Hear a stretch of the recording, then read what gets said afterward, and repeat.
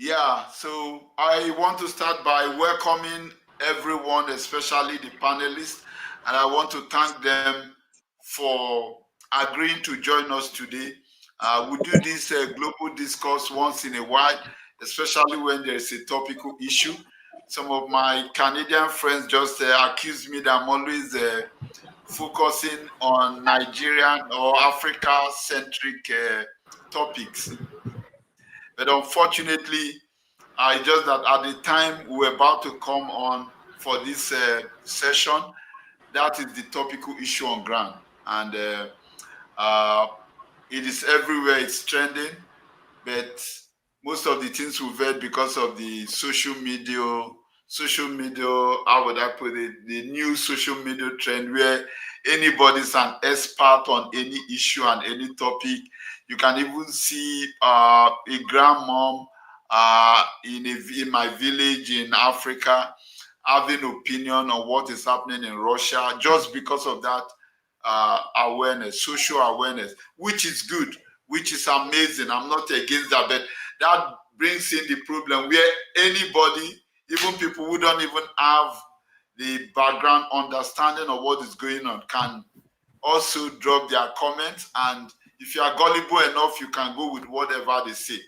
And even without statistics to back it or any intelligence, as it were. But we are fortunate enough to have this array of distinguished panelists. They are all specialists or experts, if you allow me to say that, experts in this field, either international relations, international affairs, politics, security, defense, intelligence, just name it. And the most beautiful part is, even if some of them are no longer residing in Nigeria, they have affiliation to the country. So they are going to be coming out from a very passionate angle. So I want you guys to honor them, those that are online, share, like, invite your friends and family. They shouldn't miss this session. And like we do always, for those of you who are commenting, liking from Nigeria, we send you data for those who are participating the most. So later, someone online is reviewing everyone's comment, and at the end of the day, we pick the top 10 and we give you data to just say thank you for joining us and thank you for participating. We would also take questions from the audience. So type in your questions on Facebook or send to even any of the panelists, because you may not all have my number. But for those who have my number, I'm also on my phone. I'm just the moderator and I will get out of your way. So without further ado, I want to open the floor to our panelists, starting with Professor Nuru Akinyemi, who came on live first. I know, I think Dr. Frank came on first, but at exactly 9 a.m., Professor Nuru was here. So, Prof, if you would just introduce yourself and give us your opening remarks on the topic of the day, which is Trump, Tinubu, and the battle for Nigeria's soul. And we are looking at politics, faith, and power in a new world order. Because whether you like it or not, Nigeria is still Africa's giant, and Africa's giant, and not only that, one of the most populous black nation on earth. So what happens to Nigeria happens to a lot of people in the world. So over to you, Professor Akinyemi, and we'll take it from there. Dr. Frank and Nakemu will go next, and Kingsley will go next, then Dr. Oyegbile. And if Philip joins us or Brigadier General Mike Ndubisi comes on, they will also do the same. Thank you, sir.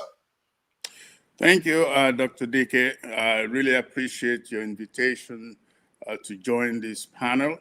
As you indicated earlier on, this is a really topical issue. Again, my name is Nuru Akinyemi. I'm a political science professor at Kennesaw State University, which is in the outskirts of Atlanta, Georgia. Excuse me. I'm also director of our Center for Africana Studies.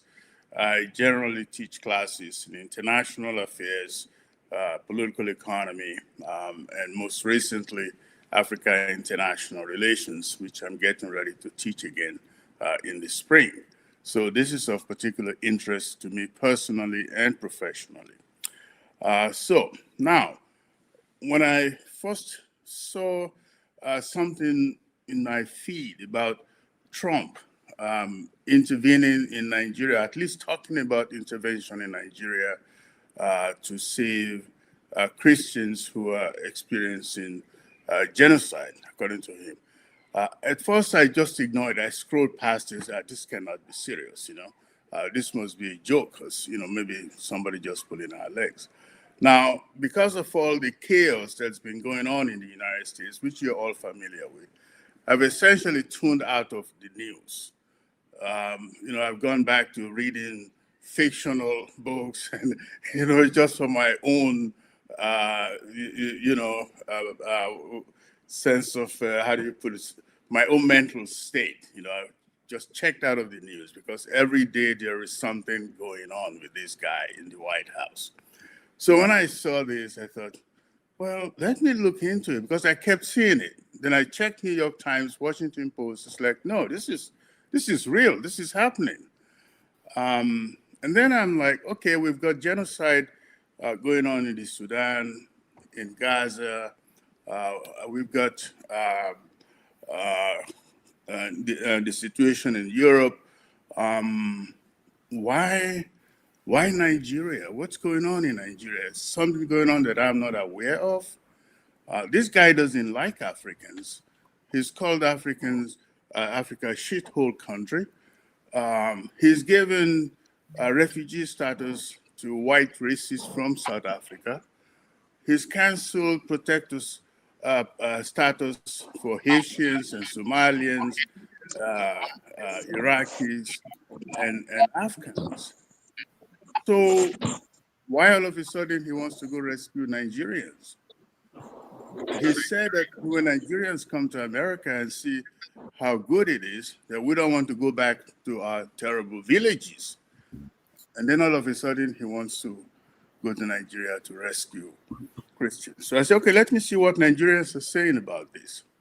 So I went online, and the different opinions from Nigerians, some are supportive. They say, yes, it's true, there's genocide of Christians, and some say, no, there's no genocide. Others are like Muslims and Christians are being killed alike, so it's not just Christians. And some are saying, well, I may not like him to invade Nigeria, but if he comes and solves the problems of these killings, then maybe it's a good thing. And then there are others who think, no, this is, undermining Nigerian territorial integrity, and all of that stuff that, no, we don't want Trump to come. And then I'm like, we're talking about something different here. Whether you're a Christian or Muslim or traditionalist, nobody deserves to be getting killed in Nigeria to the extent that it is going on right now. The first duty of any state is to guarantee the security of its citizens, internally, and also externally from external intervention, and to protect its sovereignty and territorial integrity. It looks like the Nigerian state has woefully failed in that first responsibility of providing security to its citizens. And that's what we should be talking about. Not whether more Muslims or more Christians are being killed. Nobody should be getting killed, period. Right? So the fact that this is happening, the fact that there is this level of fear and anxiety in Nigeria, we should really be addressing the state, why the state is not doing what it's supposed to. And secondly, we should really be questioning why Trump all of a sudden wants to come and save Nigerians. What is his interest in there in coming to save Nigeria? Because we've seen that this man is a transactional. So maybe there is an interest there. He's very interested in rare earth minerals. And we've seen him, negotiate on those to get access to minerals from other countries. So maybe there is something else in there apart from. I really don't believe that his real interest is coming to save Christians in Nigeria. Or maybe he's trying to appeal to his evangelical base. And those individuals and those groups for too long have been talking about Christians being massacred in Nigeria. So that's kind of what I was thinking about before Dr. Dike invited me to join this panel. And I'm going to stop right here, and then we can get into the specifics as we go along with our discussion. So thank you, Dr. Dike, for inviting me to this. And I really look forward to this discussion, especially from our colleagues who are joining us from Nigeria, because you live this on a daily basis. So I'll really be very interested to hear your perspectives on this. So thanks again. Let me stop right here.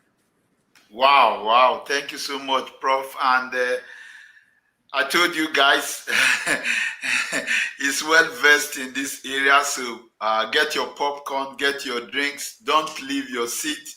Stay tuned, because we have more to come from Prof. And thank you for joining us. It's a privilege. I appreciate your presence and your time. We'll quickly go to Dr. Frank Enakemu. Please introduce yourself. And okay, Frank is just joining back. Please, Dr. Frank Enakemu, the floor is yours. All right. Thank you for having me. My name is Dr. Frank Adugbeje Enakemu from the Center for Peace and Security Study, University of Port Harcourt, and equally a visiting lecturer at the Federal Polytechnic, Orogun. Basically, I want to appreciate Prof for the opening statement, an overview of what is expected from us and the guidelines. Basically, I want to look at it from a different perspective, whether it is legitimately enough for Trump to intervene in the Nigerian state. Because to a large extent, there have been issue of the Nigerian sovereignty as to whether or not Trump has the legitimate right to invade or interfere in the internal affairs of the Nigerian state, putting certain factors into consideration. Her life threatened in mass level? The answer is yes. Are there genocide in Nigeria? The answer is yes. Is there a need for the international organization to interfere? The answer is also yes. And I want to take my perspective from the genocide that happened in Rwanda in 1994. It starts small like this. People were being killed in mass, and nothing was done. The world kept quiet. They did not say anything. And it snowballed into a full-time genocide, that a full ethnic group was almost exterminated from the earth.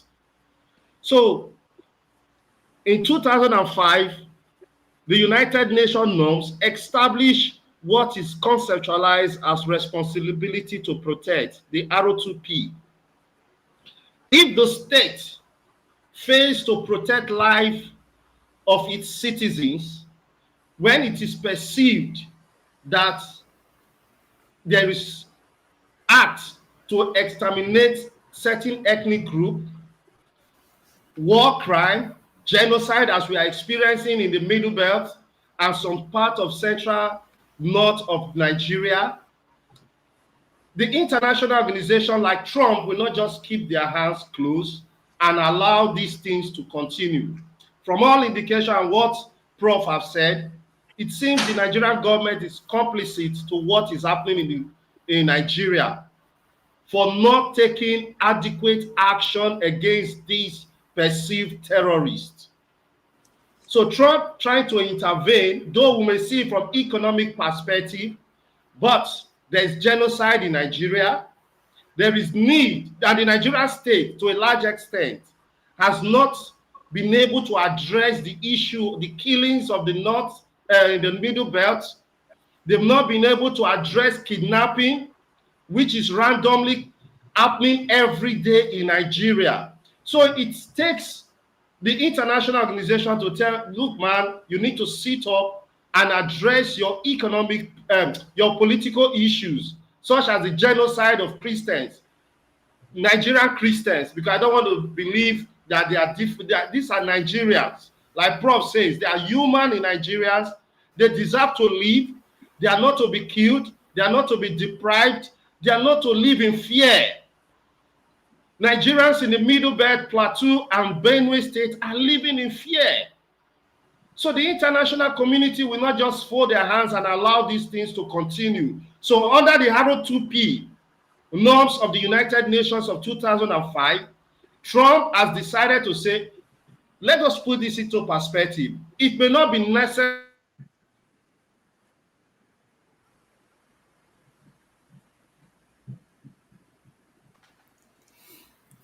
I think we'll. Okay, it's there. Dr. Frank, we can't hear you. I think check your. It Hello? may be his internet. Yeah, I think it's internet. Okay. While we are waiting for Dr. Frank, I think we can go over to Mr. Kingsley DK. Introduce yourself, sir, and your opening Can you all hear me now? Oh, okay, it's back. Sorry, Kingsley. Yeah, okay. Okay, you just a little bit so you can continue from Dr. Frank is back. Yeah. Please continue, Dr. Frank. Can you hear us, Dr. Frank?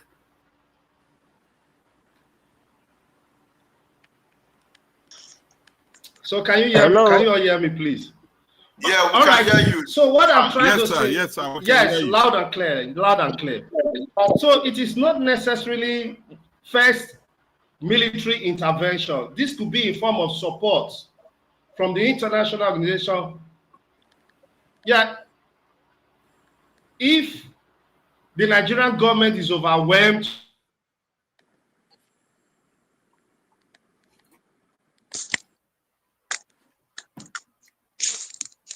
with the stress, I think the Nigeria factor is starting to affect my network. Yeah, the same thing with me here. It turns me great. out and later says I should register for StreamYard or something. Am I clear now? You don't have to register. You already, yeah, you are clear, Frank. You don't have to register, Dr. Yegbili. Don't ignore that. Just stay where you are and click on that link. Because Anytime you shutting go out, me just down. click on the link. Okay, Frank, right. up so that because it's just an opening salvo so that other panelists would come in. Then you come all right, back other again. panelists could just talk. Let me address this network issue. Okay, thank you so much. I like the angle you are taking it from, and wow, I've been listening to this topic. I've never heard anyone come out straight on to say there is Christian genocide in Nigeria. They've been doing the political speak, speaking from both sides of the mouth. But I would want to come to your statistics and intelligence on that issue because we have to be balanced. Thank you. Let's go over to Mr. Kingsley DK. Over to you, sir. Your introduction and opening remarks. Okay.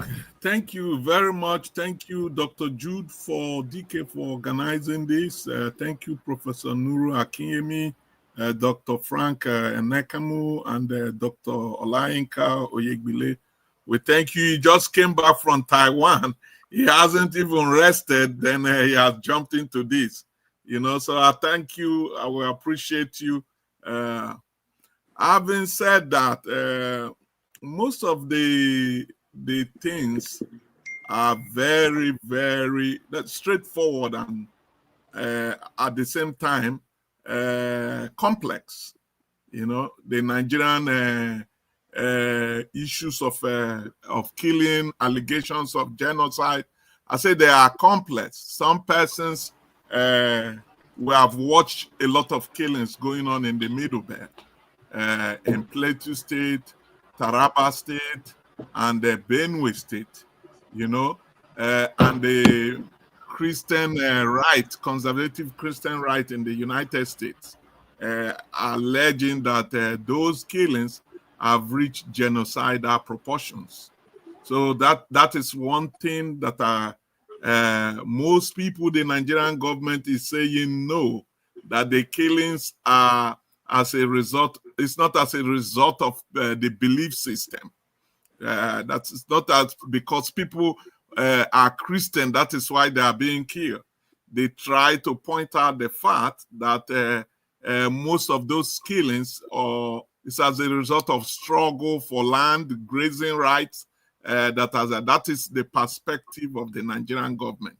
But the people who actually are the brunt of the communities are alleging that over the years there have been systematic killings, particularly since the rise of Boko Haram insurgent group in northern Nigeria. So that they have been systematic killing of people just because they are different in their religious belief. So those are two things. Then Trump coming into the fray, I said the Christian right in America, which is very has a lot of influence in this government to some extent, have been championing this, that there is actually genocide in Nigeria, going on in Nigeria. And now Trump, a lot of factors, either because of his own system, make utterances as a way to promote just chaos, you know. So, or as a way, because most of his tweets, people look at it and say the person is just, no, that is how he has been running and managing the US government. He tweets out something like this, and before you know it, that is the government policy. So he has tweeted, and the Defense Department or the War Department is already making efforts. They're saying they want to go into Nigeria. They're saying they want to start military actions and all that. So that is where it becomes very tricky for me and really disturbing. We do not need the United States to come into our country because it's easier for them to come. By the time the bomb starts falling, there will be consequences for the local population, for innocent citizens, destruction of our already limited infrastructure and critical infrastructure. All those things will become the casualty of U.S. policy. As you also say, as we also know, like Prof has already said, the issue of solid minerals is very, very appealing to the U.S. government. This man is very transactional as a person, and he does not do anything for just doing its sake. So the U.S. might not be the best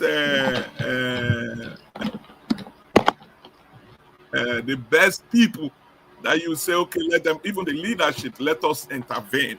What I see is that the Nigerian government should not treat the issue, either try to befuddle it or try to like an ostrich. This is the time, a wake-up call. If there is anything that will come out of this, it's actually for our the government of Nigeria to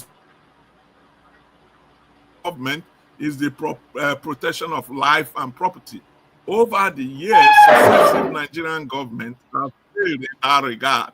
The citizens of Nigeria deserve a right to unfettered movement in their country, unfettered access to basic things like security of life and property. So if there's any good thing that should come out of this, it is for the Nigerian government to step up. We have had a system in our country that is really very unfortunate. I've been, Dr. Yegbile, we testified to this in some of my interjections in our debates in our media platform, the Guardian Forum. If we attest to this tendency of appeasement, of people who contest with the state, the Nigerian state, contest your territorial integrity. This appeasement. Imagine Nigerian government, any person that contests the territorial integrity of the state does not deserve those things. What you do to set an example and prevent further more people from doing the same thing is to squash it. It started coming drip by drip. Imagine Nigeria has a total department that they call appeasement. What do they call it? I remember one of my earlier mentor, Dr. Charles Dokubo, was head of that institution, where they just dole out money to anybody that struggles and said, oh, I am now a militant, that contests with the state. There is a government department that they just dole out money from you. When you start doing that, those appeasement, instead of to squash those things militarily, you invite what we are seeing. There will be multiple people. IPOB will be contesting in Southeast. Boko Haram and other militants will be doing that. And who knows, before we know it, even the peaceful places in the Southwest, somebody will come up because there is already a pattern. So let us see, in my own perspective, that what will come out of this is for the Nigerian government to become alive to its responsibility, squash all these things. It is not appeasement. I do not really believe in appeasement. If you contest the territorial integrity of the state, the only thing available is recourse to force. The country has to defeat you, then that will send a strong message to all other will be aspirants to such rebellion. Thank you. Wow. Okay. Thank you so much, Kingsley, for your opening salvo. And now we go to Dr. Laika Oyegbile from Nigeria. Like Kingsley mentioned as well, and I mentioned earlier, he just got back. So have you had time to settle in, sir?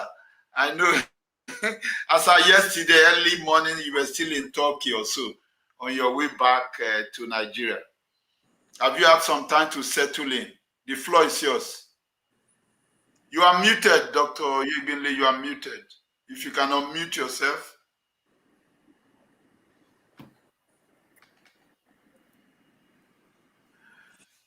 Okay. I don't know what's going on with Dr. Oyegbile. Okay, he's back. Okay, can you unmute yourself, Dr. Oyegbile? The floor is yours, sir. Hello? Yeah, we can hear you, sir. We can hear you, sir.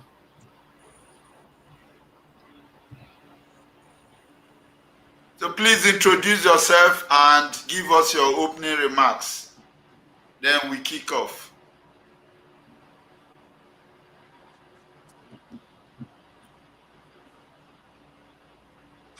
He's talking, but he said this thing is. Yes, yes. I don't know. Is it my network or something? The thing just. We can hear you now. We can hear you now. To re-enter again.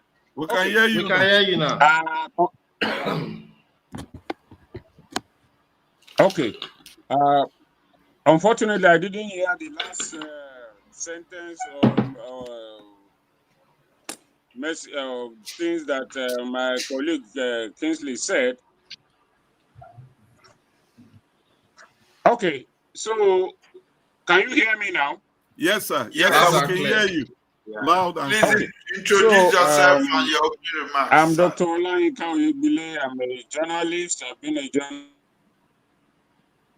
journalist for the better part of my lifetime, and this opportunity has opened up.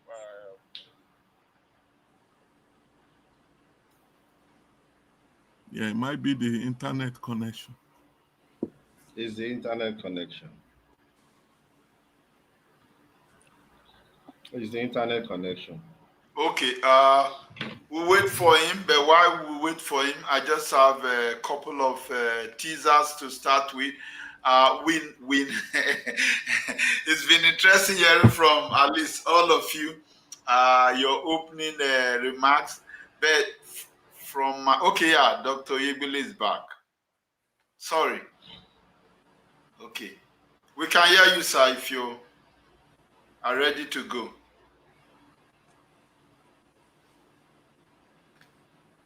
Let's see. Okay, I think it's the network. I believe it's the network because it was here just now, and okay, I'll be looking out when it comes on again. We'll see how we can get that feedback. From my own point of view, I think the main question today is how did we get here as a country? How did we get here as a nation? When I was growing up, I grew up in a fairly liberal family background, conservative but liberal, conservative in the sense that. I can't hear you. Okay, can you hear me now? Yes, sir. I can hear you. Okay, Dr. Olayinka is back, but okay, Dr. Oyegbile, can you hear us and can you speak now? You're on stage, sir. Okay. Yeah, this is really troubling. I believe he just had to settle in from his trip and all that. So let's give him some time. Whenever you can speak, sir, please just jump in. I would yield the floor to you. So, like I said, my upbringing in Nigeria, we are very tolerant religiously. Even when it comes to ethnicity or tribalism, I grew up in a state, in a town, and eventually, even when I got to other parts of the country, I saw people too who were like me. That upbringing that you could tolerate the other party. But since I left Nigeria, we'll be hearing different stories. So the big question today, and I'm throwing it to all of you, anyone can bite. How did we get here? As in, how did Nigeria become so religiously intolerant that Trump found a statistically and military intelligence-backed justification for his threat to invade a sovereign nation? Can it be alluded to the following? Number one, this is just from trending issues related to this topic. So it's not from me directly. This is based on my research. Could it be as a result of the failure of the previous government? Because we can't just put the buck on President Tinubu's desk. I know he's the current leader of the country, but could this be as a result of the failure of the previous government? Or is it just the present administration, their failure to protect the lives and properties of Nigerians, especially when it comes to Christians in the northern part of Nigeria? Then number two, could this be the alleged religious bias of the Tinubu administration, with critics alleging that the APC's Muslim presidential ticket was an error, or was an error in judgment by President Tinubu? Nigeria being a multi-religious state, going for a Muslim ticket, even if it was perfect for him to win his election, but was that a misjudgment? Could this be the reason? Because now the number one citizen is a Muslim, number two is a Muslim. So there's nobody from the presidency that can even go to the US to intervene on behalf and say, okay, I'm a Christian, and I can say that there's no Christian genocide in Nigeria. From that point of view, the two top leaders in the country are from one religion in a multi-religious state. That is number two. Then number three, okay, part of number two, people are also alluding to the recent federal government response with publication stating that Muslims are more than Christians in Nigeria.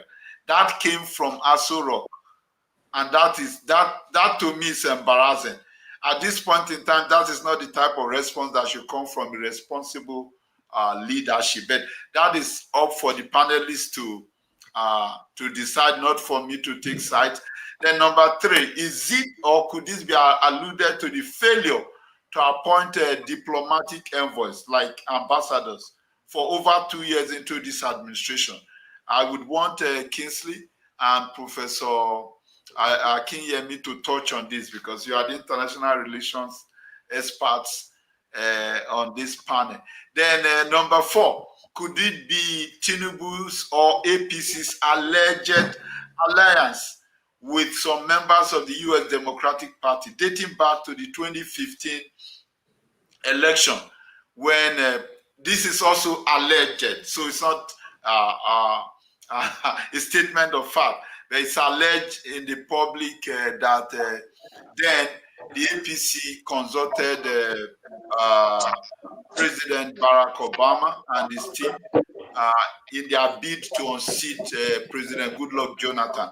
And you know, anything Democrats and their supporters in the US do not go well or go down well with President Trump.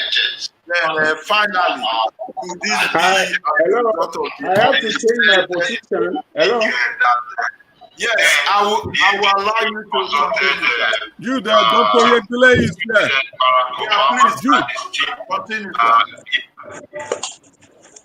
Please, someone should turn down your Facebook, turn on your Facebook or YouTube volume, because we are getting the echo. Yeah, Dr. Yekule, you have the floor, sir. Yes, I'm sorry. It's like the network is just failing, so I have to change position, hoping that this will be better. Yeah, it's better, sir. You're loud. Yes.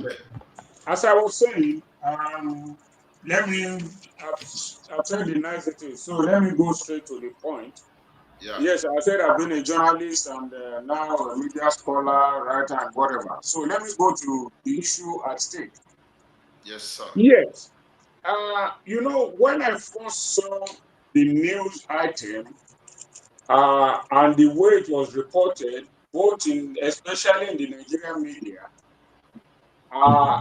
it threw me back to our days in the Guardian, which I believe Kingsley will remember very well. When news like this break, it is torn into various segments, and reporters are asked to talk to different sets of people, experts, and so on and so forth. I think majority of Nigerian media now, because of the challenges the media is going on, facing around the world and worse in Nigeria, don't have good reporters and specialists again. Trump, in his characteristic manner, will have made that statement in a very reckless and irrational way. But when we look at what he said and what he intends to do, Trump is not seeking a regime change in Nigeria. That is not what he said. We will go for the terrorists. Well, the issue of whether Christians and so on and so forth, I think that was a kind of a way to pacify or to make some people happy. But what I think Trump meant was like doing exactly what the US did under Obama with Osama bin Laden in Abu Dhabi. How they got him out without the knowledge of the government of the government in power then. So if the US government has information about where these terrorists are and what they are doing, and they want to come and do the same thing they did in Afghanistan what's his name? Osama bin Laden. Fine and good. Because we have always been saying when Buhari was there, the belief was that because most of these terrorists are northerners, they are Fulani, he doesn't want to deal with them. So Tinubu is there now, 2 years down the line. The problem still continues. So what way are we going to solve it? The politicians are always looking at their own advantage or what will favor them. We have not confirmed and have not been able to, I cannot say for certain that that is what has happened. People have been saying that the change of guard at the service chief level, well, might be linked to the rumor about coup or not coup attempt, and also the fact that some of the military chiefs who have been asked to go have vowed that they were ready to deal with these terrorists. And we also know that one of the top ministers that we have in government comes from the states where the trouble is, and they are looking at it that if we begin to fight them, it will affect our electoral fortune.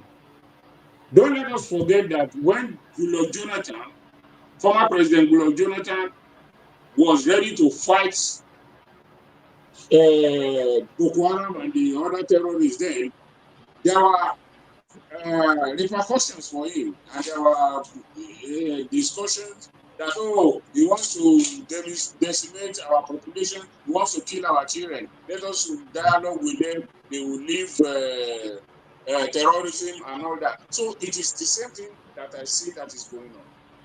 What Trump wants to do, if I read him right, is that he wants to help finish up with the terrorists with the government due to his own personal selfish initiative don't want to deal with it. They know all these terrorists. They know where they are. They meet with them. Top politicians meet with them. Some military chiefs also don't want it to end because it will help them to the budget of defense to go up. A friend of mine recently visited one of the retired service chiefs, not the recent retired service chief, or one of the top senior officers. He said his house in Abuja has underground garage, has underground room, and I mean the way he described it, you wonder where the man got the money. Did he get it from his salary as a general? Did he get it because he was a senior army officer? All the defense money and so on. So there are several things to look at this issue. I don't think the issue of saying Christian is what is affecting many people because what that will do is that if Trump carries out his threats, the life of Christians in the north will be further threatened because they will be attacked. It will turn into something ridiculous that, okay, you're Christian, America has come to help you, and then they will start killing Christians in the north. But it's not a case of religion at all. So that's the open issue I just want to say before. Then as we go on, we talk more. Thank you very much. Thank you so much, sir. Thank you so much. And I'm happy that at least we can hear you better now. I know that you just settled in after arriving in Nigeria. So thank you. Thank you. Much appreciated. So the last part of my question is, how did we get here? And the fifth point was the unmitigated and unfettered access to Nigeria's rare earth and critical minerals, because we know Trump has been interested in this in Ukraine. It was part of his deal to get access to the rare earth and critical minerals. But now in Nigeria, we hear that allegedly as well that the Chinese government is all over Nigeria's rare earth and critical minerals. And we know that's even too much to tick off Trump with his temper and all that. So I mentioned this. I mentioned APC's alliance with Obama's Democratic Party in 2015 to unseat Jonathan. Those are allegations. I don't have any statement of fact, but I'm just speaking what is out there in the media. So I would open the floor again. Any of the panelists can jump in, but I would really want Kingsley and Professor Kiyemi to jump in on the failure of Tinubu's administration to appoint diplomatic envoys. Because if we had an ambassador in Washington, D.C., I don't think this would have escalated to this level. Again, that is my opinion, and I leave it to you, distinguished panelists. Over to you. Anyone can chime in. How did we get here as a nation? Let me come in here just a little bit to address the questions you just, the assignment you just gave us, Dr. DK. At least the first four.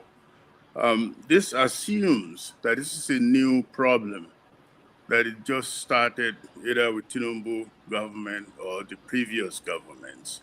The first 4 points about failure of previous government, religious bias of Tinubu administration, state response, failure to appoint ambassador to the United States. The way I see it, I think this issue goes back 20 years or even 30 years back. It's a gradual problem that has not been resolved and that has now built up to where we are now. So that will be my response to that. Having an ambassador in Washington, D.C. will not have prevented what we're seeing right now. Then your last question here about access to critical minerals, I think that's extremely important. One issue that no one has mentioned here that I think it's probably important for us to look at. Dangote just built the largest refinery, not just in Africa, but in the world. Okay, now think of the implications of that for the international market for oil, access to Nigerian oil by multinational corporations, and what that does to the world oil market. Okay, and then from there, look at other critical minerals. The way we've seen Trump negotiate in other places in exchange for access to their minerals. I think those are important. But also, I want to comment a little bit on what Dr. Frank and Kingsley said. Now, I don't want to debate whether there's genocide in Nigeria or not, or whether Muslims are being killed just as much as Christians, or whether it's religion or ethnicity. I think what Kingsley said, to me, is probably the most important one in terms of the implication of having an external actor come in to help or to fight terrorism. I think we need to take a step back and look at history of where U.S. have intervened, either to save the people from communism or humanitarian intervention or fighting terrorism. Okay, Guatemala, Haiti, Vietnam, Guyana, Panama, Libya, Iraq, Afghanistan, and now we're getting ready to go into Venezuela. In all of these places, can anyone tell me, after the U.S. left those countries, if those countries have ever gotten back to normal, right? The most recent ones in Libya, in Iraq, in Afghanistan, where is those countries right now?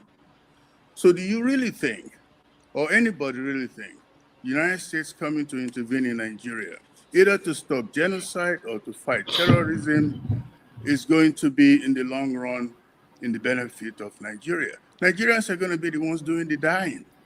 Our infrastructures are going to be totally destroyed. By the time the United States leave, that country will not be the same. There will be refugees spreading all over West Africa, all over the continent. And Trump is not going to allow Nigerian refugees to come here, whether you're Christian or Muslim. He doesn't want black people here. He's already said that. He wants refugees from Norway, not refugees from Nigeria. Okay? He wants white racists from South Africa, not Christians from Nigeria. So let's get that through our head. Okay? That whether we think there's genocide or not, this is the responsibility of the Nigerian state. We need to reform our security infrastructure. We need to reform our intelligence infrastructure. We need to form alliances in our own region, in West Africa, on the continent. We need to start investing in producing our own military equipment, drones and other things like that. We need to form alliances, and some may not like this, with Russia, with China, and other places where we have mutual defense agreements, and where, attack on one country will be considered attack on other allies. Countries do not have permanent friends. Countries have interests.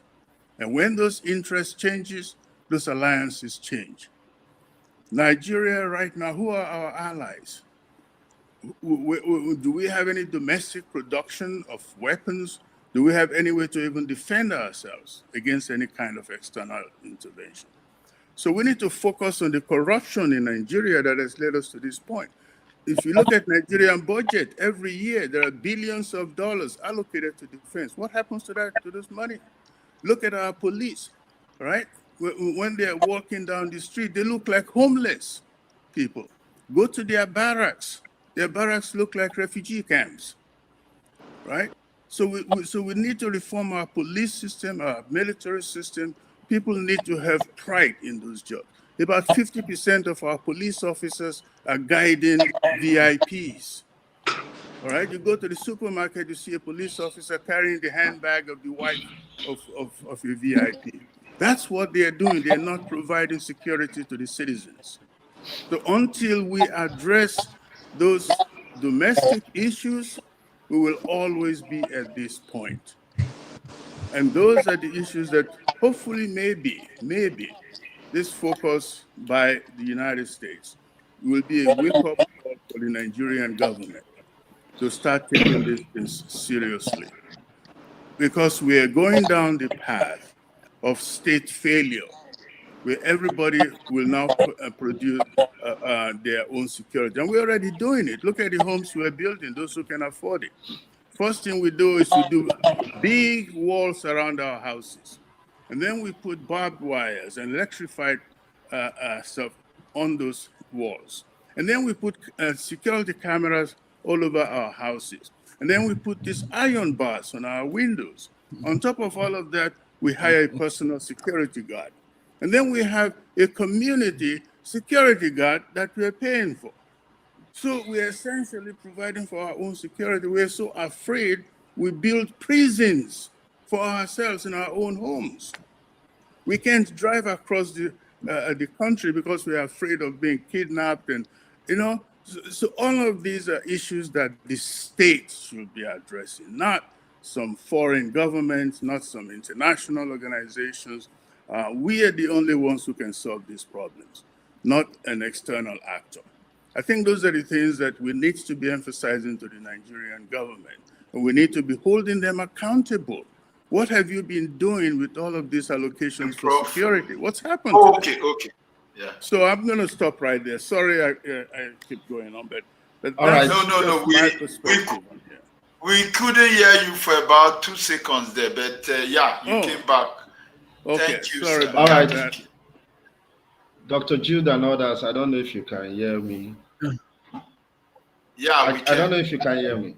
All right. Yeah, We can hear you. And Justin, We can thank hear you, you. Prof. Was that? Prof, thank you for that. But I want to see it differently from how Prof sees it. How Prof sees it, I think it is equally the responsibility of the international community. Like I said, I'm not referring to Trump as an individual, as a nation, to intervene in the issue affecting Nigeria. It is the responsibility of the international community also to help out in ensuring that lives and properties are safe in Nigeria. In a situation that the state can no longer guarantee the safety of its citizens from genocide, war crime, ethnic cleansing, and every other thing that will lead to mass murder. The international community, like I said, will not just fold their hands and say it is our internal affair and we should allow it based on the sovereignty of the Nigerian state. No, they must intervene, like I said, through diplomatic means of providing the necessary equipment, military gadgets that will aid the Nigerian establishment, security establishment to addressing the issue. And if after a period of time is unresolved, they can intervene and come in so that we will not experience what happened in Rwanda. We won't experience what happened in Rwanda. So the international community can intervene diplomatically and every other means, not first military intervention. Then on the issue of the mineral resources you talk about, which I will look at it from the political economy of the Nigerian state, from two parts. One, the Nigerian resources, like I'll tell you for free, the killings in the Middle Belt and Benue, most especially on the plateau, I'll tell you for free, these are diversionary what interests. They are carrying out this killing, and mining is going on in the other parts of the north simply because they don't want interest to go to those areas of where solid minerals like gold and every other resources are being mined by the Chinese, as said, and they now go about killing people. If we don't want to conceptualize this as Christians, but statistics have shown that majority of the people that are killed are Christians. So we shouldn't shy away from the reality that these people are Christians. If there are 90%, 95% of those people, religions are being Christian, then it's a genocide against the Christian. So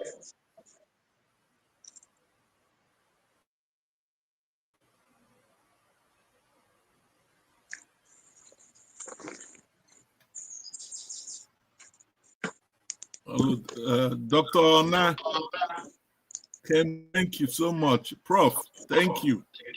Can I jump in? Dr. Okay, Ona, after you, Kingsley, then. Yeah, Kingsley, you can jump in. Can I jump in? Thank you, Dr. Nakim and Professor. Thank you, Professor Akinyemi. The question. all right, can you hear me now? Can you hear me, please? Okay, we can hear you. He's back. All right. The other day, the former governor of Edo State, said that some security personnel gave him a classified information during the administration of late Muhammadu Buhari that the generals, retired generals, are involved in the killings. They are involved in the genocide in the Middle Belt because of the mining extraction that is going on in the north. That he gave those information to the president and nothing was done. Are you telling me that the government of Tinubu, through the office of the NSA, the National Security Advisor, do not have those classified information even at now to act on? The man was saying it openly to the fore the other day. Are you telling me they don't have this classified information to work on until we address the root cause of why the killings? The poor people in the Middle Belt, Plateau and Benue, they are farmers. So what is the interest of killing them?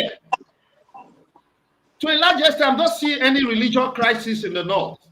So what is the interest of just going there, killing them, raping, assaulting, and doing every other thing? There is an economic interest, diverting the interest of Nigerians from the mining extraction that is going on and making it look like there's a genocide.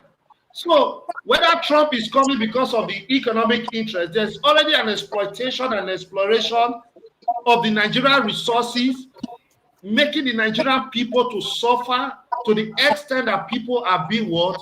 Killed in large numbers. So that's my own observation for now. Can I come in?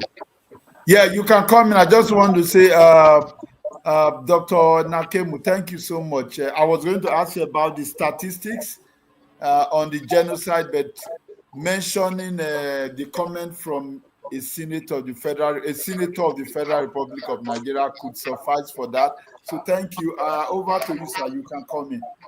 Thank you. Can I say something? Yes, sir. Okay. Yes, sir. Let me first of all introduce myself.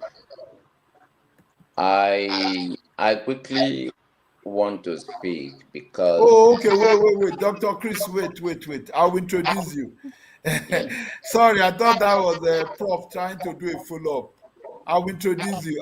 That's Dr. Chris Okonkwo. I'll introduce you. Let's just give Kingsley the opportunity to speak, then Dr. Yegbile, then I'll introduce you, and Dr. Jude Dickey. There's another Dr. Jude Dickey online. I will tell you guys the story. It's not my brother, but maybe my brother from the southeast. And that relates to the creation of the Anioma state and all that. But I will come to that. Let's quickly go to Kingsley. Dr. Chris Okonkwo just joined us. He's also in Canada. I will introduce him later. Kingsley, the floor is yours. Please, Dr. Chris, give us a Thank you, Dr. Chris. Thank you for joining us. I wanted a quick follow-up on Professor Nuru Akinyemi and Dr. Nakemu's comments, and even the follow-up question that Dr. Dike asked. How did we get here? You know, I remember, Prof, if you can remember those early days of my meeting you in Atlanta, there was a symposium. You remember when we had General Shola Williams? If you can remember, then the place used to be like structured in terms like the NIA in Atlanta, Nigerian Institute, but it's an institute. They've turned it to like more. They call it like Friends of America now or something. Those early times we participated. I now use the opportunity to interview General Abdul Salam Abubakar. He was in the program. Yeah. So I want to, because of this thing, I want to bring, if you remember, the characterization of the United States in terms of working with Nigeria by General Shola Williams. General Shola Williams in that very program, when this thing was saying it is very difficult to work with officials of the U.S. government. That first of all, they transfer internal U.S. Behavior and characterization of the black person into policy in terms of how they relate. Like as if, okay, you are representing your country, but they know it all. That they don't tell you, oh, the collaboration. They give you instruction of what to do. You either take it or leave it. I don't know if, but I remember very well.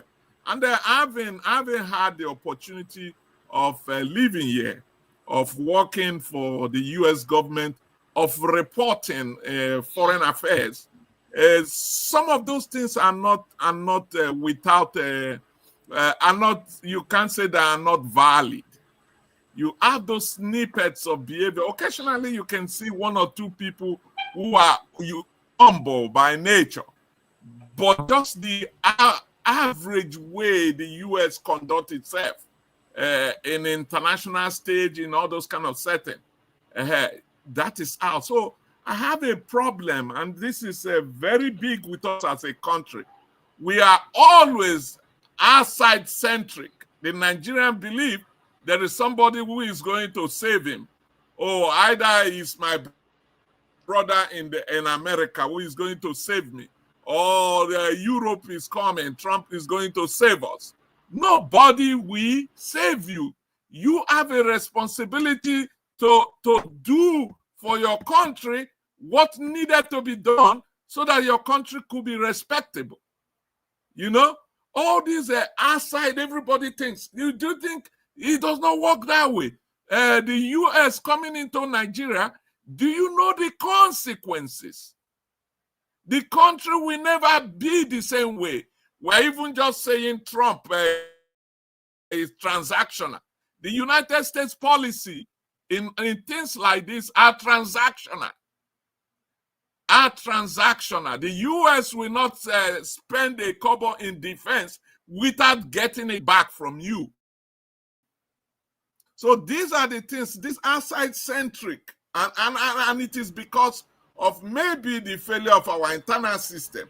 Even people who are running our government, they would say, okay, we will need resources from Saudi Arabia. We will need, depends on who you are, like Buhari, all the time. We focus on this Nigerian association with the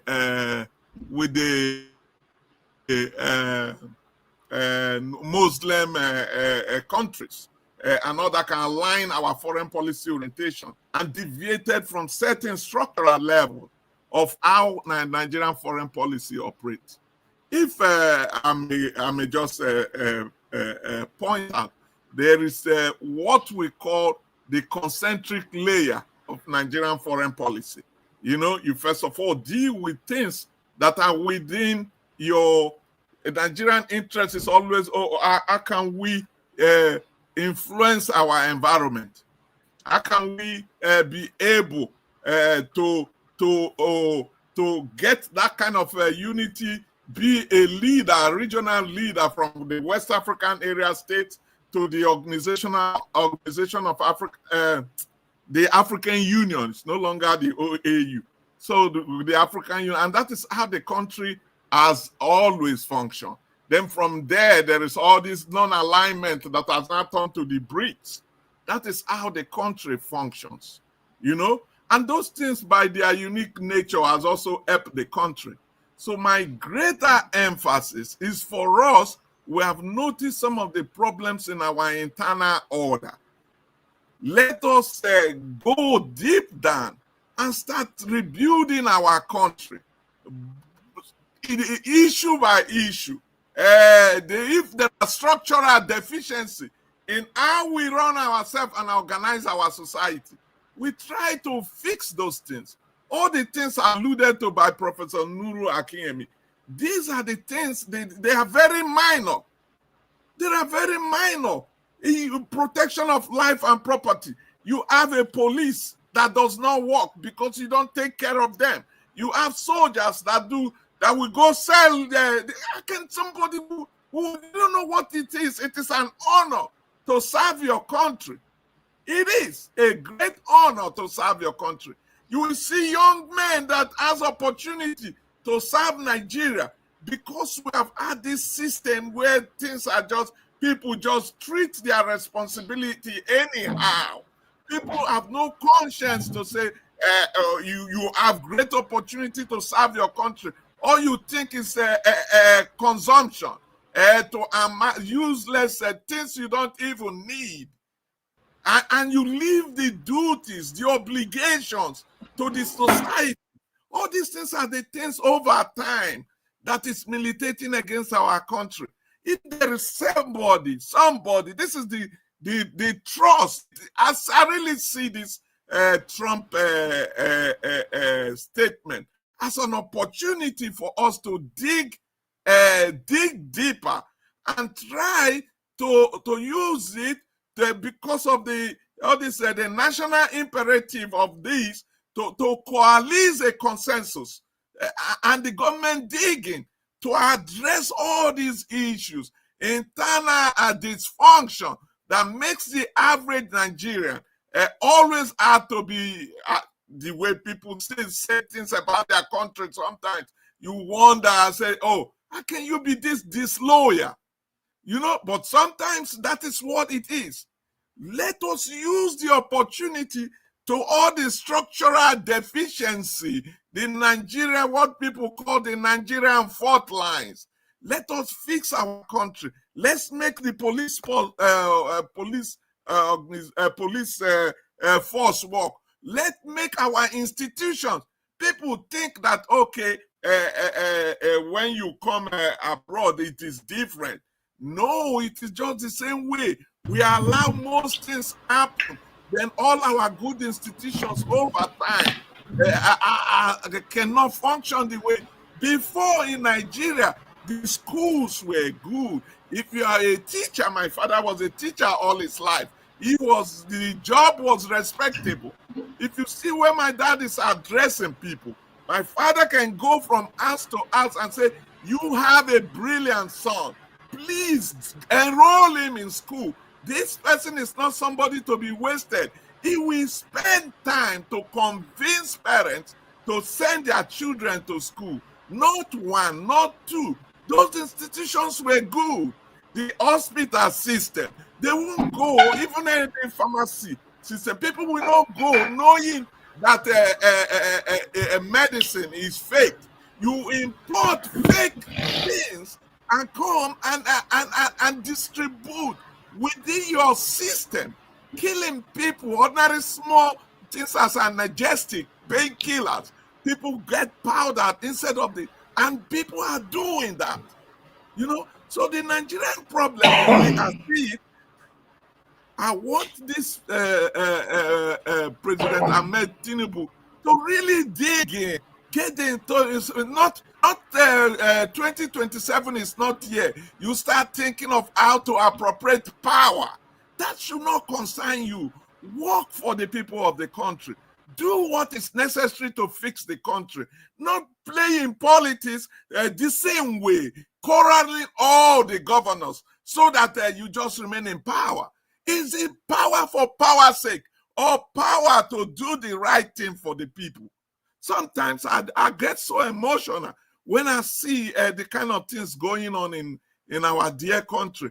I wish the country, the leadership, we use the opportunity, the affront of President Trump to address our internal issues and make our country better. Thank you. Wow, thank you, Kingsley. Yeah, we are getting to the passionate level, and that's okay because we are all still connected to the country, even if we are not in the country. So I'll hand over to Dr. Oyegbile. Yes. The question is, how did we get here, sir? I mentioned lots of questions or posers, but you can add yours. I talked about the refuser. I'll put refuser because within the powers of the president to appoint ambassadors for 2 years. We mentioned about the Chinese miners of rare and critical minerals in Nigeria. We know how that ticks Trump off. We mentioned the challenges from the previous government, because it's not just a Tinubu. If we want to be fair, it's not just a Tinubu's problem. The previous government have also contributed to this, but he's the one in power, is the one sitting there, and so the buck lies within within his desk. So you can add yours, but how did you get here, sir?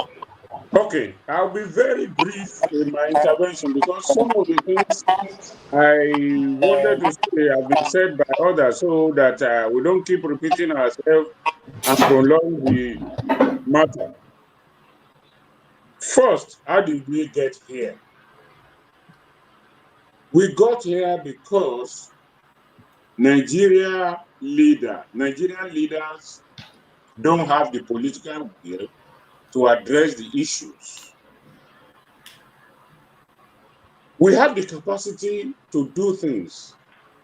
We have the capacity to protect ourselves. We have the capacity to do whatever Nigeria wants to do. Why is it that When Nigerians go outside the country, they do very well. But at home, they are either frustrated or they join the queue of not doing very well. The issue of how did we get here? One, if you look at major things that have happened in this country,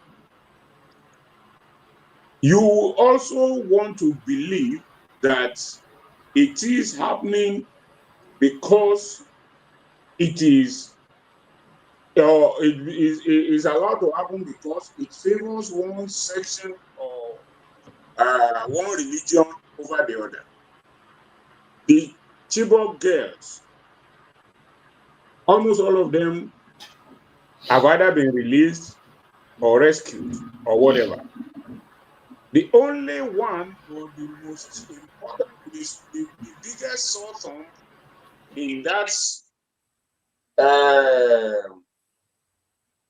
saga is Leah Sharibu. You don't reach. Who is Leah Sharibu? She is the Christian girl, Borno girl, who was asked to deny her faith. She refused. So when others were being released or rescued or whatever, she's still there in the captive, in her captor's hand. So why would people not see that it is a war against one religion? Not too long ago also, there's the Deborah case at the Shagari College of Education in Sokoto. Because she said something on a student's WhatsApp group, which some pious Muslims considered as blasphemous, she was killed. Right there on social media, all over the world, the video is still there. We saw people setting her ablaze, rejoicing over her killing and justifying it. What has happened to them? Nothing. In the 80s, stroke 90s, Gideon Akaluka, who was said to is that his wife used the pages of the Quran to clean the death of his daughter, was killed, and his head hosted and paraded in the on the streets. The people who are responsible for it, have they been apprehended and disciplined? No. So you have that happening, and as we don't say, no religion or no section in the country has the monopoly of violence. But we all see that governments, either at the state level or the federal level, always try to appease one religion over the other because they know that religion leads to a lot of troubles. Some months back, or maybe last year or something, when some people, they were said to be hunters who left Kano to hunt in Port Harcourt or wherever they went to hunt, and they were on their way to Kano and they were accosted somewhere in Edo State and allegedly killed. The governor quickly had to travel to Kano so as to make sure that Southerners in Kano were not being killed. What has happened? We always appease a section of the country because they believe maybe they have the population and the monopoly of violence and all that for their own electoral victory. I've said this several times. When Buhari was there and the bandits, the terrorists were having a field day, everybody was saying, oh, Buhari, because he's a northerner, he's a Fulani, is this, that's why they are not prosecuting them. 2 years down the line, a southerner is there. Why is he not prosecuting them? When Trump came out to say what he said, the DSS Director General came out, listed names of terrorists and all that who are in whose cases have been tried and so on and so forth. If Trump didn't say it, would they have said that? And also, I think they just did that for the sound bites, just to appease maybe the international community and Nigerians that government is doing something. I believe the government has a comprehensive information about people who are responsible for all this. But the government is not ready to do what it's supposed to do. This issue is just like the issue of the so-called fuel subsidy. I still believe it is so-called. Why do I say that? The government knows the people behind the racket called fuel subsidy. These people are not up to 1,000 Nigerians. I'm not even sure they are up to 100. But because the government does not want to prosecute them and make an example of them, the government decided to punish 250 million Nigerians for sparing those who are responsible for collecting and inflating the number of the barrel of fuel or the liter of fuel that Nigeria consumes daily. Since the so-called fuel subsidy has been withdrawn, yes, I know also people have reduced buying fuel and where they go and all that, so the volume will reduce. But can it be justified that the volume they said we were consuming before to what it has dropped to now? No, because some people are gaining from it. The government has refused to punish them. That is why it is going on. Then the issue of China and America. Of course, Nigeria now wants to become another Taiwan. I just came back from Taiwan. Nigeria now wants to become the issue of Taiwan and between China and the US. The US says it's supporting Taiwan because it knows it gets some things from there. China is supporting Nigeria because Nigeria gets loan from them, and the Nigerian government allow Chinese citizens and companies to do what they will never do in their own country. So when America says it wants to come and take out terrorists, China came out to say, no, Nigeria is a sovereign country. What is the business of China? What is the business of America? It is simply America is saying that China is mining our gold and other solid minerals. So China will want to defend its territory. If Nigeria is its territory, well, as our French has written in one of his books, Africa has become the second continent of China. So Nigeria is not, what they are doing is not the problem of saving Nigeria. It is the problem of happy access to our resources. And also, besides that, the military hierarchy, some of them want this thing to be solved because they know the country is losing a lot. Our men are dying, generals are dying, foot soldiers are dying and all that. But there are some career generals who benefit from this. There are so many generals who today, when you visit, they get money from government because government wants to be in the good book of generals. Then the money that is meant for defense, they also take a large portion of it. So the country is left at the mercy of terrorists. Because if terrorism ends today, maybe they will look for another avenue, and they know that the defense budget might go down because Nigeria is not preparing for war against any country. So they may not get enough money to do what they want to do. So all these are part of it.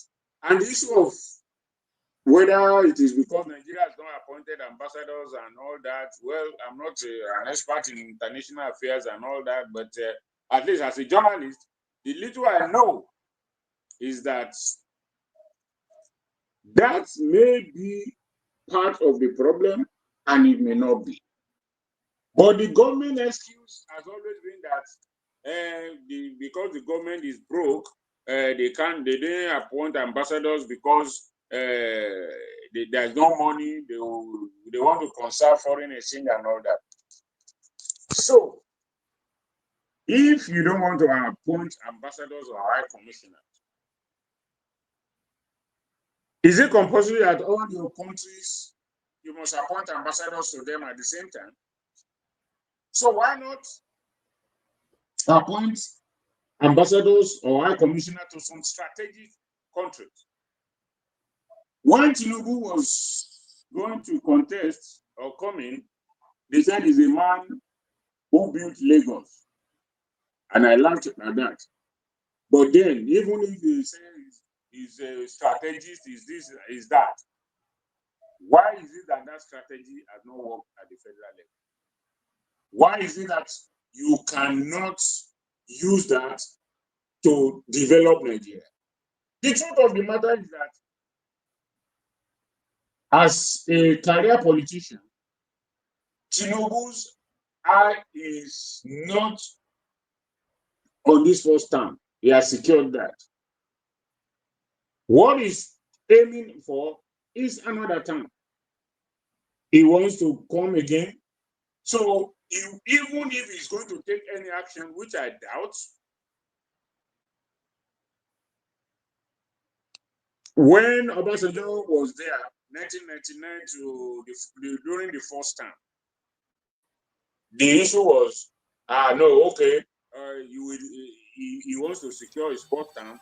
When he gets the second term, he will do better. Obasanjo got the second term. Did he do better? No. Rather, he wanted a third term. So what am I saying? Even if Tinubu gets the second term, he has always been talking about federalism. Has anybody heard him talk about restructuring on federalism, true federalism, since he got there? All these politicians are there for themselves. And when I believe also that some of the things they do it deliberately. They don't want Nigerians to be exposed. They don't want Nigerians to travel far and wide. Because when you travel far and wide, you come back and query your own system. True. Where are other systems working? Why are we not working? So, whether Trump, as far as I'm concerned, I'm indifferent to the issue of whether Trump wants to. The only disturbing thing for me is the issue of saying he wants to defend Christian. Is Trump himself a Christian? Is he a model of a Christian that you say he wants to defend other Christian? So, in all this, it is politics. They don't see Nigeria as Kingsley has said, transactional. And we have transactional leaders. If our leadership were to be really meant for the resources of the country. Okay, let me close by quoting, I'm sure some of us, or if you have not read it, please go and read it. And use reader. There's this lady, she's a professor in one of the American universities, Adune Adelaku, who writes for the Punch on every Thursdays. She wrote an article recently about the supposedly planned coup and said, who will defend democracy? Even if it happened, assuming that there was a coup today. Yeah. Who are the people who will defend the democracy? Is it the same people that those who defended or who claim to have defended democracy in the past? Are they not the one in power today? Do we have the democracy we desire? In what way are they different from the military regime that we had before now? So let me just close it there. I hope I've been able to tackle some of it. Yes. Thank you very much. Yes, thank you so much. Before I go to Dr. Chris, thank you to all the panelists. There's a very, like, if you can go check the screen, you see the comment I just highlighted.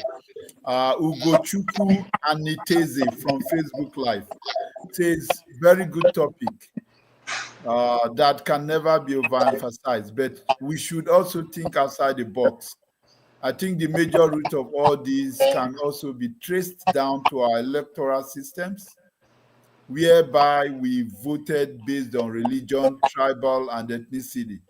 By so doing, we always vote in the wrong and incapable people to lead a large nation such as Nigeria.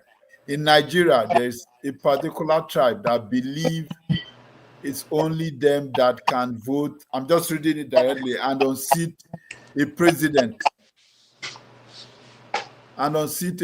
Become only them, because only them have the voting power. I guess that's what he meant, which is very wrong. Thank you, Gochukwu and Iteze. I know the panelists are also reading this. But before we continue, I just want to add another question. So whoever is speaking, that will be Dr. Chris, of course, but any of the panelists can also chime in. The question here is, we know Trump, we know the US and the antecedents. Kingsley, I would want you to come in here. Yeah? Dude, yeah. Can you introduce Dr. Chris and the other additions to the panelists? Okay, before I continue, okay. So we have Dr. Chris Okonkwo, originally from Nigeria, but is a Canadian now. My neighbor here in Calgary, but is the chairman and founder of the Chris Okonkwo Charity Foundation, operating in South Nigeria. Has been helping lots of indigent people, and he's also an academician and a real estate professional here in Calgary. He would chime in, but I want to just bring in my question. Then we have Dr. Jude DK. Actually, my story with Jude DK spans over 20 years. Our eldest brother, Chief Magistrate Ferdinand DK, met him at Zenith Bank when I was still at Delta State University doing my first degree. And when he found out his name was Judike, told him he had a brother called Judike, and they just talked. And Dr. Judike told him that anytime I'm done with my schooling, that I should contact him, and I have a job with Zenith Bank. Unfortunately, I didn't go with the banking career, but here we are today. He's been like a mentor, a big brother, and a friend. So after Dr. Chris, Dr. Jude DK will be speaking. He's joining us from Asaba in Delta State, where he also teaches in one of the tertiary institutions. He has retired as a banker, but he does some academic research and teaches part-time with one of the tertiary institutions. So over to you, Dr. Chris. But the question I wanted to tie in, so you can also address it, is this. We know President Trump. We know the U.S. Army under President Trump. Is it possible, Kingsley and everyone on the panel, that the U.S. Army could be on ground already in Nigeria as we speak, because that has been the norm under Trump. Before he says anything, before he releases any threat on his truth social media handle, it could be that they're already doing what he's saying. Because he said they will be swift, it will be quick, and as it is, nobody can even detect it, because I don't think we have the Nigerian military system, they have the apparatus to do that. So over to you, Dr. Chris. Hello. I hope they give me accolades. They give me accolades for something. Can you ask some people They give to me mute? accolades. Yeah. Can you mute them or ask them to mute themselves so that they can hear me? Good day, everyone. I hope everyone hears me. Yes, sir. Thank you. Welcome. My name is Dr. Chris Okonko. I'm here in Calgary, Alberta. We can hear you. Yes, I am the president and founder of Concord Charity Foundation, operating globally, even here in Calgary as well. I am also the CEO of Concord Mega Investment Limited. Having said that, I welcome all of you. I will have been included in the flyer. I blame my busy nature, who responded late to that request. Dr. Duke, I'm sorry that I couldn't respond to you earlier. At the same time, my African representative, I think, have asked him to join with us here. Sir Daniel Kanem is the one representing me in Africa, running the First of the Foundation. We have one of our offices in Nigeria, and we are expanding. I know you asked me a question, and the question is Trump already here or not? I mean, in Nigeria, I would differ a little bit, because the reason why I joined this is what I'm going to say now. If I answer that question, then I will not consider myself a learned gentleman, because I'm not in Tinubu's intelligence group. I'm here, I don't have that intelligence. And if I say yes or no, and it's not reported publicly and confirmed by everyone, then I will be making falsehood in my statements. However, let's get to the root of the cause of all this, and I thank you for calling for this.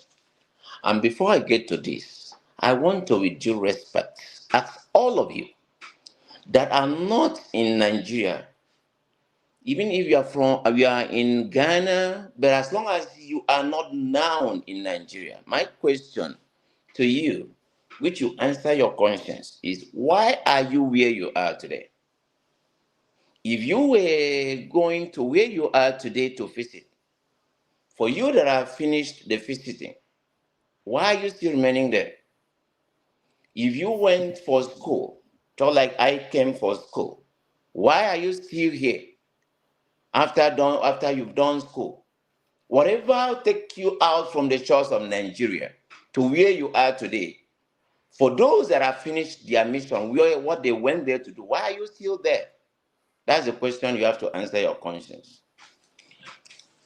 Then I will delve into the reason why I'm speaking. Even if this was not included in the Constitution of Nigeria, it is fundamentally written in our hearts. The primary and the fundamental right of every human being is to be alive till the day the Creator calls him or her. Anything short of that is a breach to that person's fundamental rights. Now, we come into this world that we set governments in different hierarchy, from the presidency to councillorship, if I want to point out presidential system of governance of that of Nigeria, my country, which I love so much. And we have people that have been electing. I will want to follow the democratic process. I will not want to follow whatever process that gets other people into power. But that is the proper process is to be democratic, whereby people vote their leaders in.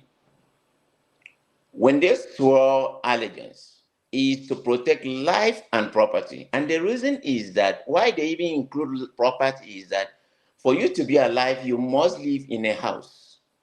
Because if you are alive and you are sleeping on the street, you are still exposing yourself to danger and your family members. So that where you live and your life has to be protected. Any failure to that, it doesn't matter who involved. It doesn't matter whether it's my father that I respect so much of blessed memory. It doesn't matter who the person is. He has failed in that capacity. And I also realized, I want to use Nigeria as a case study, that when people fail to know what their responsibilities are, that is where they start making mistakes. In leadership, true leadership, the people are the bosses. They are the one in power. The leaders are the servants. Any leadership in the world whose citizens lack that right or lack the capacity to fire and hire the who leads them, it has a problem. And that problem must be fundamental, and that needs to be addressed. Then, I will go now into the lives of Nigerians. We came into this world and realized that we have born from their different mothers. And we have mission. Mission is to live and let others live. And fulfill that which we were created to fulfill. Now, the life of Nigerian, whether you are from the north, south, east, and west, very important. Sometimes the problem is that when we fail to put ourselves in those people's shoes. I could have been one of those people that are killed. I could have been one of them. So if I were to be that person that was killed, will I be alive to speak today? Will I be part of this meeting? I won't. So I will not speak as I will not speak as if those people were unfortunately, they were. I'm so being elevated so that I cannot be them. No. Now, before I get into my conclusion, I, through God's help, decided to float a charity foundation called Concord Charity Foundation, to make sure that the Nigerians that are less privileged got help that they need. Personally, I decided not to take any fund from any government. I've never applied to Canadian government. Canadian government gives grants to so many Nigerians who have foundation, to so many people in the world who may have foundation and register with the government. I refuse not to. Why? Because I don't want any question. I don't want anybody to attach feelings, insinuations about what I'm doing. I spend the money, my hard-earned money. Everyone that is abroad knows how hard money is difficult to get.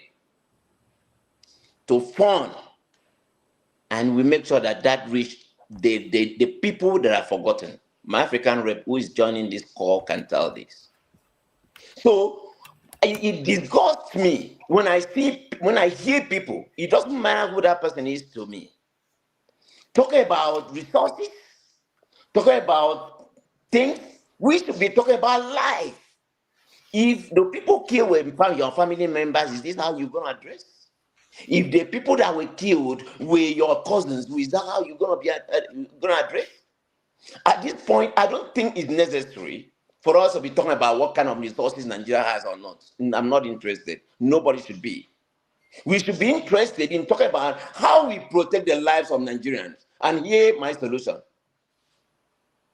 I believe that Tinubu, as a president that is holding that mantle down, should deploy all the might that Nigeria has to all the nooks and crannies of Nigeria to protect the lives and property of all Nigerians, regardless of their political or religious inclinations. and also at the same time call or get all the people that are committing this crime and apprehend them. Failure to do that is a crime. Is a crime itself. That not only here the person will get a trial, but when the person dies, I thank God for one thing. Nobody lives in this life forever. If you speak the truth, one day you will die. If you tell lies, one day you will die. What do you stand to lose when you tell the truth? I'm not interested in any political. If I become a president of Nigeria today, I'm not becoming because I'm looking for power. It will be my service that will take me there. So if we cannot protect the lives and property of Nigerians, why is it that everywhere in the world you see Nigerians? Does it mean that we like to travel? No. It's because we are people that knows what's good for us. And we make those choices correctly and decisively. That's where if you go to any country, you don't see Nigeria run away. Why? Because we always go to where we know it's better than the other place. Why is it that when people get a visa to leave Nigeria, they went to church or mosque to give testimony? If Nigeria was to be the country that we all want it to be, if we give testimony, it's just because the Bible says that we should give thanks to God in everything. That means that whether good or bad, we should thank Him. And you don't need to be a Christian or a Muslim for you to know what is good. You only need to be a human being. Because if you pinch yourself, you will hear the pain. Your brain, the sensories, will send to the brain and then report back to you that that is painful. And you stop. And what you know that if someone do that to you is bad, you shouldn't do it to another person. So now, if you carry a basket and in that basket you put garbages, if you live in a country like this, Canada, where people don't litter the environment, if somebody has peeled an orange and after eating the orange and want to throw the chaffs away, and he saw you with a basket full of garbage, he would throw that in because he doesn't want to litter the environment. So Nigeria is a family. Citizens are members of the family. How do we treat ourselves? There's the way you treat your family, and somebody will say, oh my God, I want to be a part of that family. How I wish I'm a member of that family. Can people say that about us? Now, we from abroad, what do? We have to start doing something back home. I don't like when we only come and say, like, I really thank Dr. Jude for setting this because he brings out how people feel. But we should start thinking about home. You, me, that are talking, what have you done towards insecurity? Dr. Chris, you are getting into the solution. We'll get there eventually. So I think okay, I wish you would give me an opportunity to, because I will tell you the solution that I have. Okay. You will, and all the panelists will do that. So I will bring the question for solutions. Okay, thank you. So at this level that I have touched areas I wanted to touch, is that let us, please, with due respect, focus on how the lives of Nigerians are going to be saved. Whether China,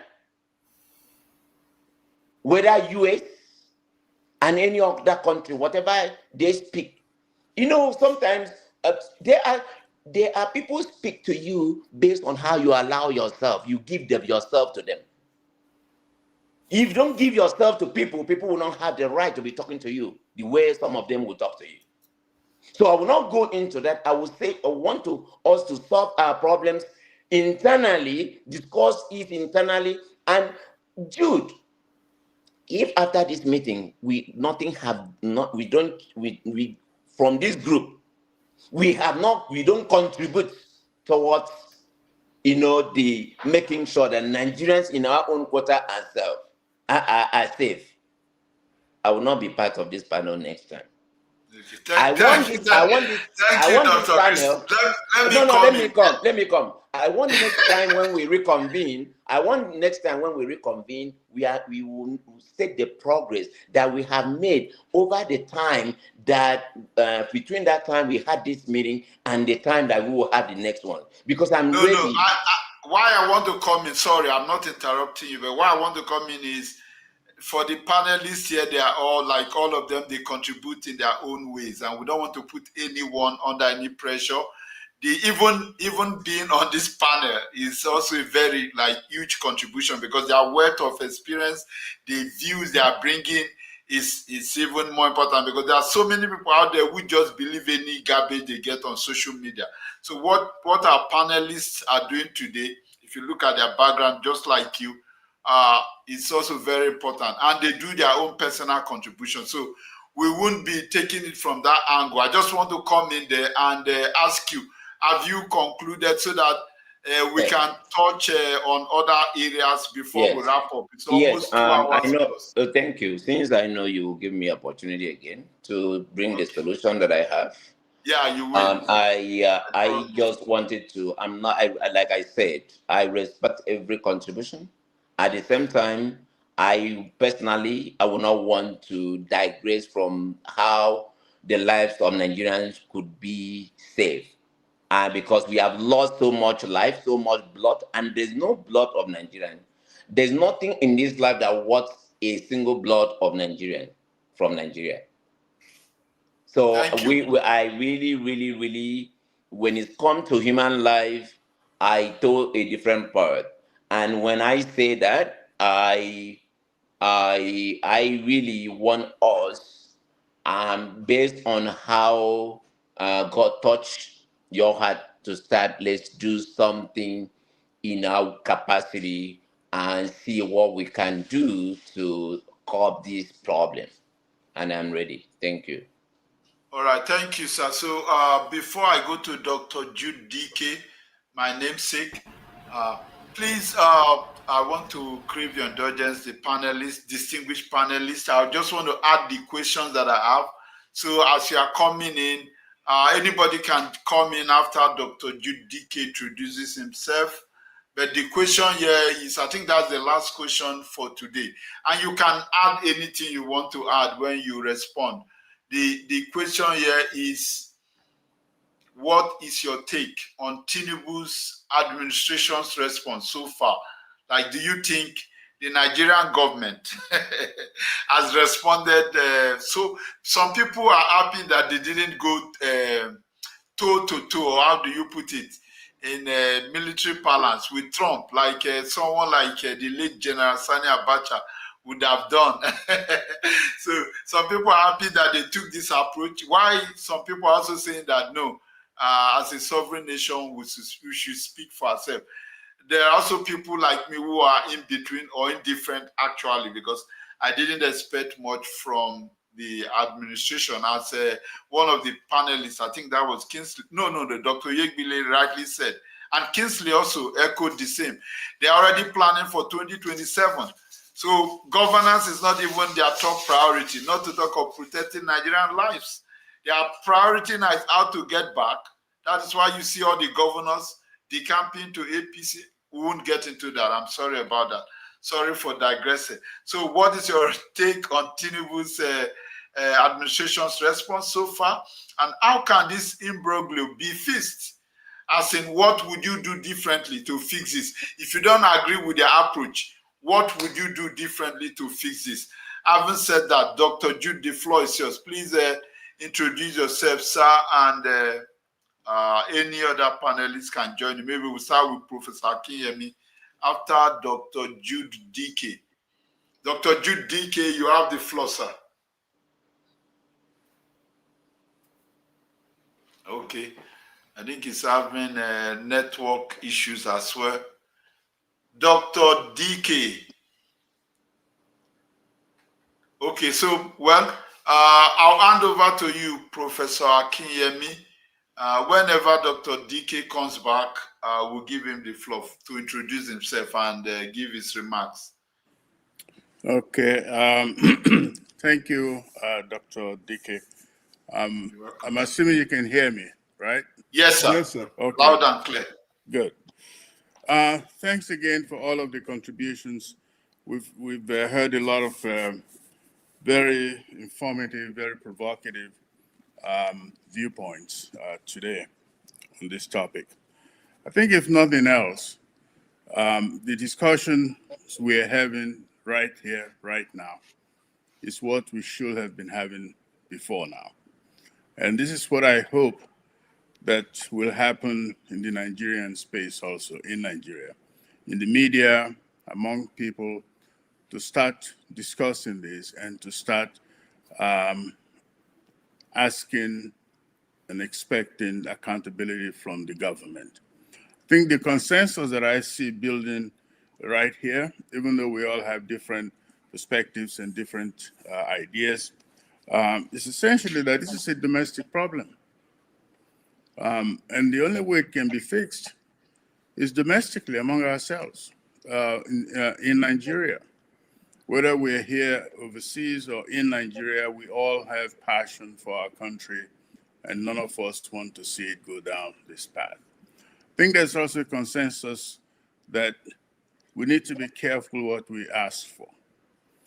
That any foreign government or organization that we think is going to come and solve our problems for us, if the Nigerian government itself has not been able to solve it, there's no international actor that's going to come in and do it. They come in with their own interests. They have their own interests at heart. They're not coming because all of a sudden they love Nigerians or they want to save us.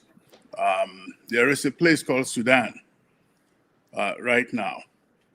If there is an international interest in stopping genocide anywhere in Africa, they could be in Sudan right now. They could be in the Congo. They could be in Libya. So let's not fool ourselves that, there's some actor internationally, whether Trump or otherwise. We can't control what Trump is going to do. We can speculate all we want, but we can't control what he's going to do. And nobody here can read his mind about what he's thinking or why. Therefore, our focus should be really domestically in Nigeria. Now, your question, has the Tinubu government responded appropriately? As far as I can see, he hasn't really addressed the root of the problem. I haven't heard anything about what they have done or what they're going to do internally in terms of, securing Nigerians, the lives of Nigerians. As our last speaker just talked about, lives and property of every Nigerian, no matter where you are in Nigeria. I haven't heard any ideas coming from the government, or even explanation of why what they've been doing all these years have not worked. So I think that's where the focus needs to be. And we need to continue to have these discussions among ourselves, as we're doing right now, in Nigeria, among Nigerians themselves, and more pressure put on the government. And it's not just the federal government, it's also the state and local governments too, that we need to start putting pressure and demanding results when we vote people into office. Also there needs to be a lot of grassroots, at the grassroots level, at the regional and federal level. It's not just one source of the problem, therefore there cannot be just one solution. It's economic, it's educational, it's all kinds of institutions in Nigeria that's broken down. So there has to be a multifaceted approach to this that cannot be solved by just one magic bullet to solve it. It's a long-term thing. It's not going to, be solved right now with just one solution. Now, I don't know what Trump is going to do. I don't know what the United States is going to do. And we can't change it. Whatever they decide to do, we can't really affect that. Whether we have an ambassador in Washington or not, the U.S. government is going to do whatever they want to do. So we just have to wait and see what they do, because we really can't, change that. But we need to focus on our own internal problems and how we solve it. So that's will be my contribution right now. Thank you. Thank you so much, sir. Thank you, sir. Thank you, sir. And I think if you All look right. at the comments, All right, some Dr. people, Jude. yes, yes. Is Dr. Jude back? All right, Dr. Jude. I Yeah. don't know if, yes, my take home is, no, I'm trying to address you. Sorry. Okay, Dr. My take home. Frank. Okay, just give me a You minute. see, the Just give me a Nigerian minute. I state wanted or to say, Nigerian government Prof. should stop making.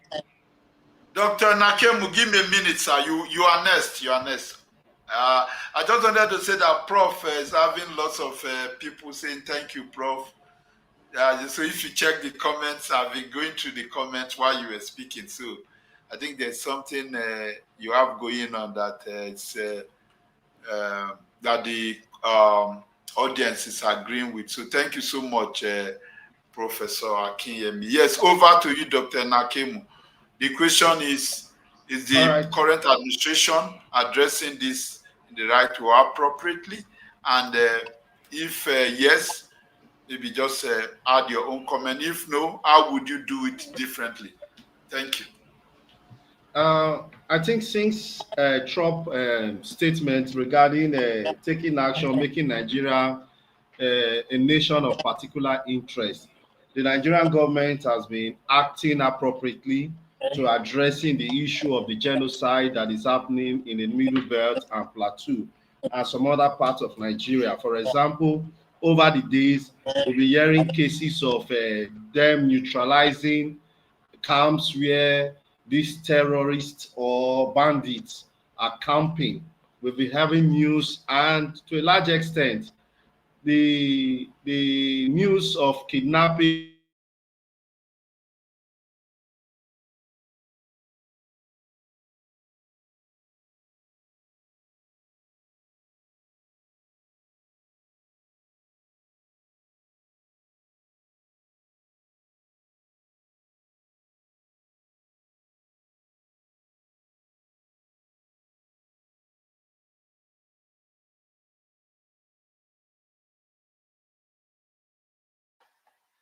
Okay, it's having one of those network challenges again. I'll hand over to Kingsley while we wait for him to fix his network concerns.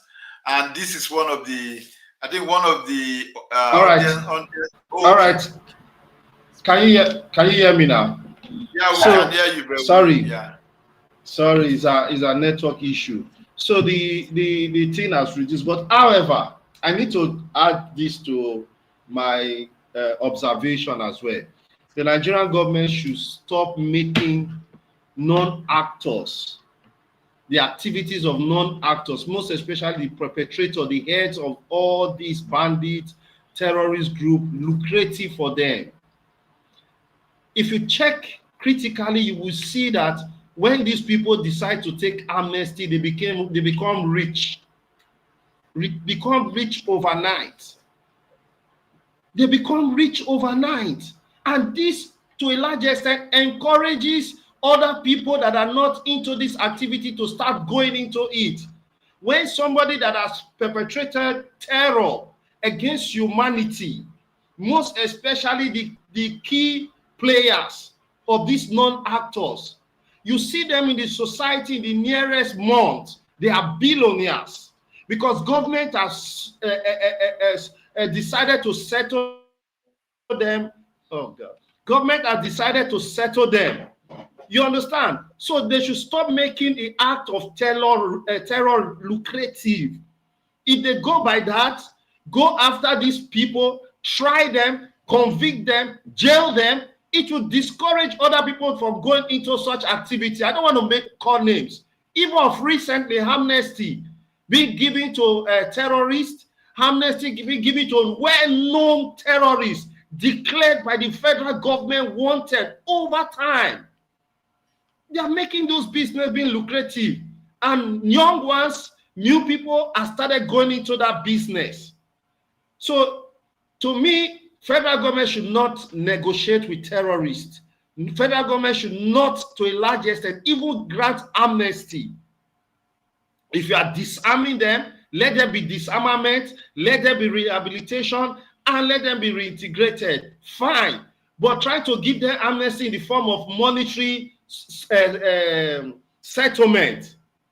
It will give room for this thing to continue even after Trump has even entered Nigeria to intervene via military confrontation. So that's my own take, though. Thank you. Wow. Wow, you just took it another dimension. Yes, making terrorism in Nigeria lucrative. And that brings me to one touchy issue that I've always like, how come? How did you get to the point where self-proclaimed militants are protecting our oil pipelines in the Niger Delta? Is it that the Nigerian military cannot do that? Like oil and gas, this is our major source of national revenue. And we leave it in the hands of ex-militants. I don't know how you guys see it, but this is part of the making it lucrative for people who are doing these things. And what Dr. Nakemu just mentioned, I heard on Arise TV recently that they were negotiating with some of these Muslim terrorists in the north. Some of the politicians are negotiating with them, some of the governments, state governments in the north. Katsina State was mentioned on that program on Arise TV. So, having said that, I hand over to Kingsley. Let's just address all this. A lot of stuff coming up from this last question. Is Tinubu addressing this appropriately? And if no, how would you do it differently? Thank you as we begin to round up. Oh, let me come in first, please. I really appeal to you, please. No, Dr. Chris, please, you will get to your turn. I said you will eventually speak, but let's go with this direction that I'll be going with, so that, because you just spoke, right? So Kingsley would come in, then Dr. Yegbile will come in and you will speak. Yeah, please. Thank you for your patience. Kingsley, please, the floor is yours. We can't hear you. I think you are muted, Kingsley. How? Okay, thank you. You've been speaking, right? Sorry. You can hear me? We can hear you now, but before you were muted, Okay, your microphone was muted. Okay. Thank you. So the issues in Nigeria are just self-inflicted, in that you make a contest with the state. You make people, you make a certain lifestyle profitable. Everybody follows this lifestyle. When you create an amnesty program for people who are by nature, because when it's just simple, if you carry arms against your country, guess what it is? That is treason. That is the highest form of this. But people carry arms against their country, they become you try to argue. We have this process in Nigeria where we have a selective way of making things that are abnormal. You say, oh, another man's freedom fighter is another man's hero. We begin to justify. This is how all these things creeping in our system. I had a conversation with the late Professor Joy Ogu. It was one of those things we were just talking about Nigeria. Then she hasn't fallen here. And she said the thing that pains her, I think it was during Buhari, said the things that pains her, all the work that they did in Nigeria, in different things in terms of stability of the country, that she just sometimes we just weep as if she wasted all her life, because all these things she had never ever thought that Nigeria will come to the state in which the country was, where you begin to negotiate the sovereignty of country with people who had already declared intention to subvert that, to subvert the country. That those things the country lacks the capacity to be able to assert its sovereignty, you know. So until we begin to address all those issues, but we have made it a policy, and now as a visage, more people will come to contest that space. It does not take anything. I'm from Kwale, in the Ndokwa area where they produce oil resources. I swear, if I am too ambitious, I'm not patriotic to my country. If I go to Kwale and just start a movement now, oil, I just go block people. They can't have access to the oil, the gas plant, and just start all those things. Then you begin to say, hey, but why now? Yeah, make them allow, and now we they produce the oil. Why then they do like that before? All those issues, those are not how they address the issues of a country. A country is run by law and order. It is we have been encouraging those things, and we have all descended to chaos and anarchy. You know, and those things are not good. It's not even good for both the local people. It's not even good for the terrorists. It's not even good for for us as a country. Because those we don't take care of what needed to take care of. The people who are in the north killing their fellow citizens in the name of whatever, they are criminals. You don't go and start discussing with them. You go and capture and kill them and take them out of business. When you do that, another person who is planning, we know that there will be consequences for their actions. And that is how you protect your country. But by the time we have had this process of just entertaining every kind of thing, we just say, let us go do this. No. As a person, I am an institutionalist. I like law and order, I like due process. I want people to follow the scheme of things. I don't believe in all these abrupt changes. Let us follow what we have. We have a country to assert law and order. It is the duty of government to protect the life of every individual in this country. Government should be alive to those responsibilities. Any other person trying to prevent other citizens from doing that, they are criminals. There is one trend in our country, and that's the thing. When you watch all things in the Western world, sometimes you appreciate this better. Nigeria always lose the opportunity to use an incident without even doing much. Just use one incident to demonstrate something, to point out, when you do this thing, there are consequences. That is how things, law and order functions in this country. If for instance, somebody who was managing a system, if you see how the prosecutors will make sure that they see to the end of that, so that it is not even you. They are not interested in you. They want to use this as a deterrent so that nobody will do that till next time. That is how country builds itself. By the time you keep on doing like that, there will be order in the process. But we don't do that. We just have this our African way of rationalizing. Pardon my language, of rationalizing everything. If Hausa people, they do this thing. I remember like the Niger Delta, some of the conversations we usually have, it could be heated in our Dagad. Why will you say the Niger Delta so people should the Niger Delta resistance? Why are you saying that they are criminals? Is it not their oil? Are they not protecting their? No, you do that. You endanger your country because you have permitted something.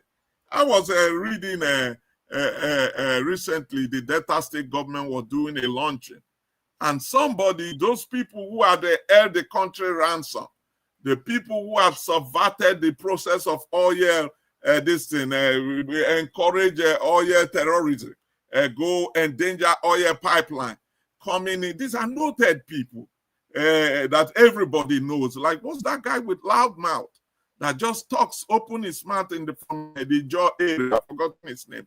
But this other guy, Asari Dokubo, all those characters, these are people carrying arms against their country. And you celebrate them. And you say, oh, it is because they are from the Niger Delta. Why are we not talking about the northern? No, it is because you have laid a precedent. People from your area could go carry arms against your state. It is also because of that the people in the north could not say, oh, militants, they give them, Nigeria is just funny. They give them all kinds of names. They are no longer terrorists. They are militants. What is the difference? Instead of you to address all these issues, some people will say, no. Freedom fighters. They are freedom fighters. They are free, yes. We have to talk to them. We have to talk to who? The state, I keep on saying it, if we need to survive as a country, the state must rise up to its responsibility. Defend your territory. Encourage rule of law. Somebody does things that are not like that. Use the person to show a good example so that others will not do that. Because it does not take anything. I am a trained military personnel. It does not take anything to go form a ragtag army. All of us who are this thing, you know, Archer Taylor started. It does not take anything. If I have some few dollars, up to $5,000, and I go to Nigeria now, and I'd say, okay, before you know it, there is Kwale People's Freedom Fight. And before you know, we kidnap or kill water. It has started. There is nothing, this is about a country that is serious. To stop all those kind of things, you don't tolerate. The policy of amnesty was one of the worst things that has happened to the country. It is what is encouraging all kinds of characters. There is some in the eastern part of the country. People all of a sudden, that one really annoys me because people who should know better, they think they are safeguarded when those things were happening and people were calling it out. Now, a whole region of the country is ungovernable. People can't go home the way people from that part of the country, they usually celebrate Christmas. They can't go home. I've seen people that they need to go bury people. They can't even go home and bury their fathers or their relatives.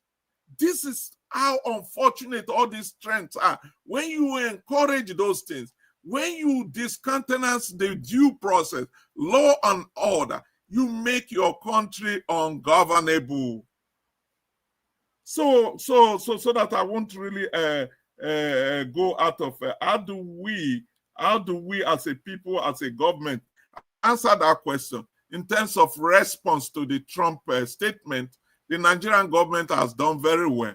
They have not. They know because in international relations or even like what we do as analysts, if you want to look at it, you want to compare Nigeria, the power equation, we really have nothing when it comes to comparison to what the United States can do.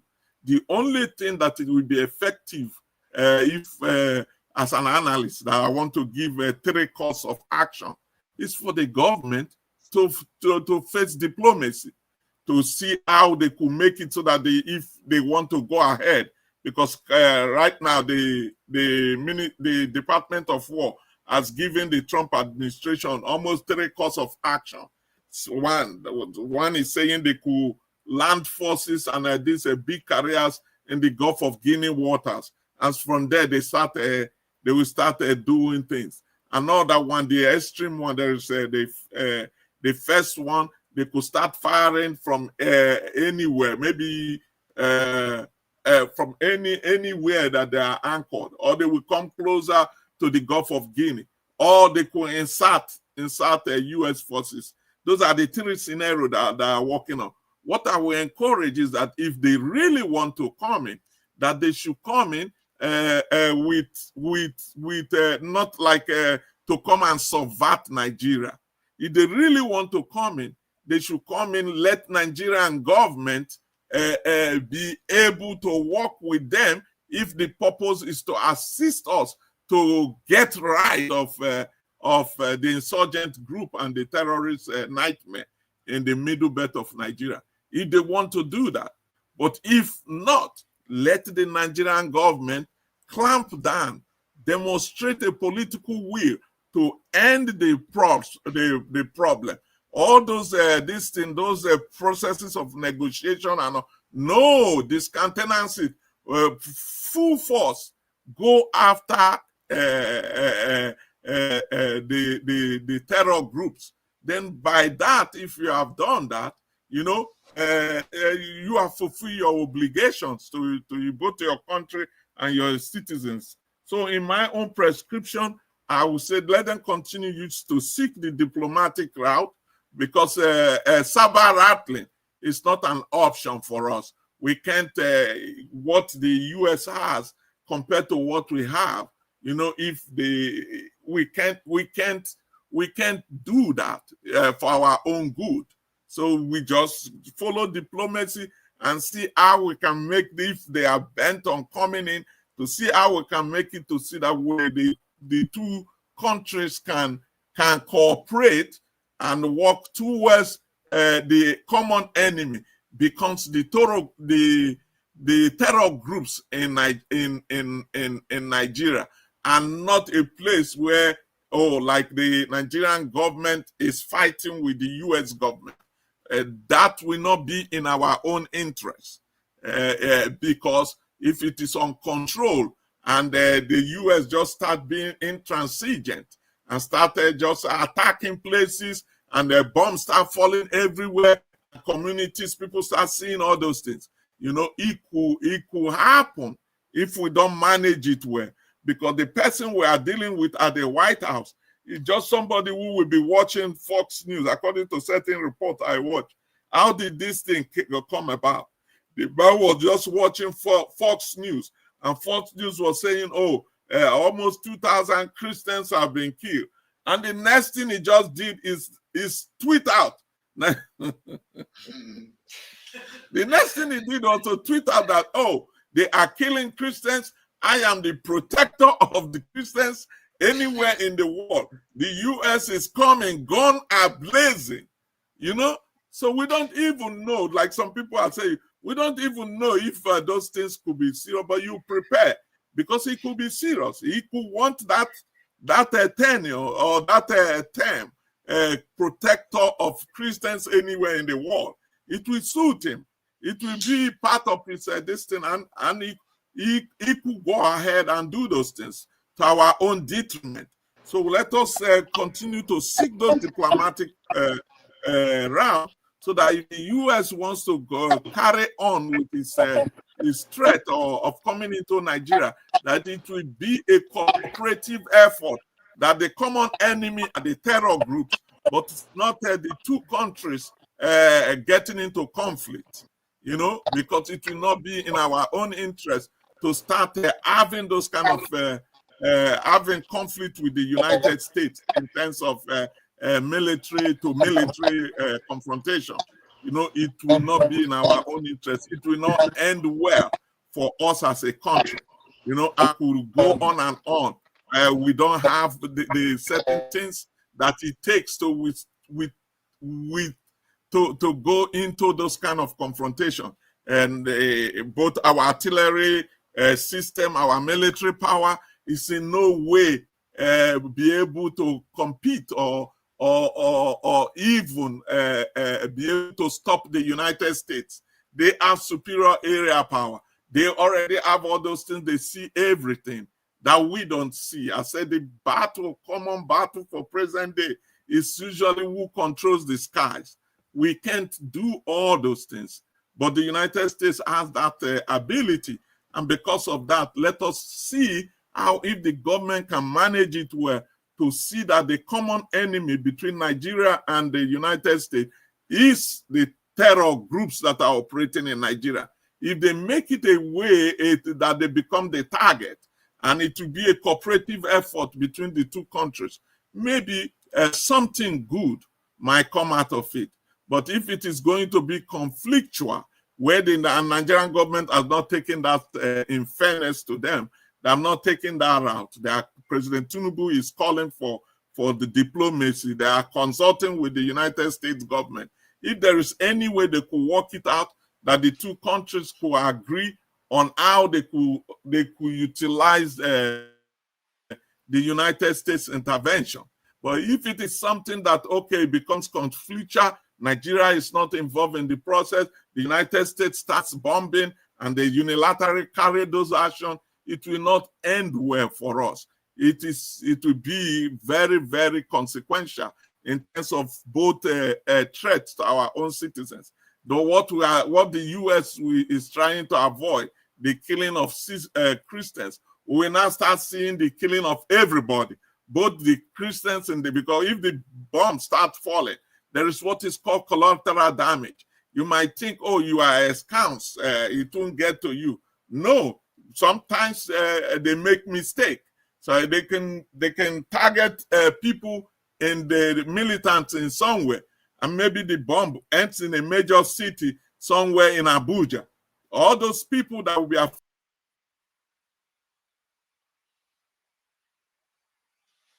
let them come and start bombing.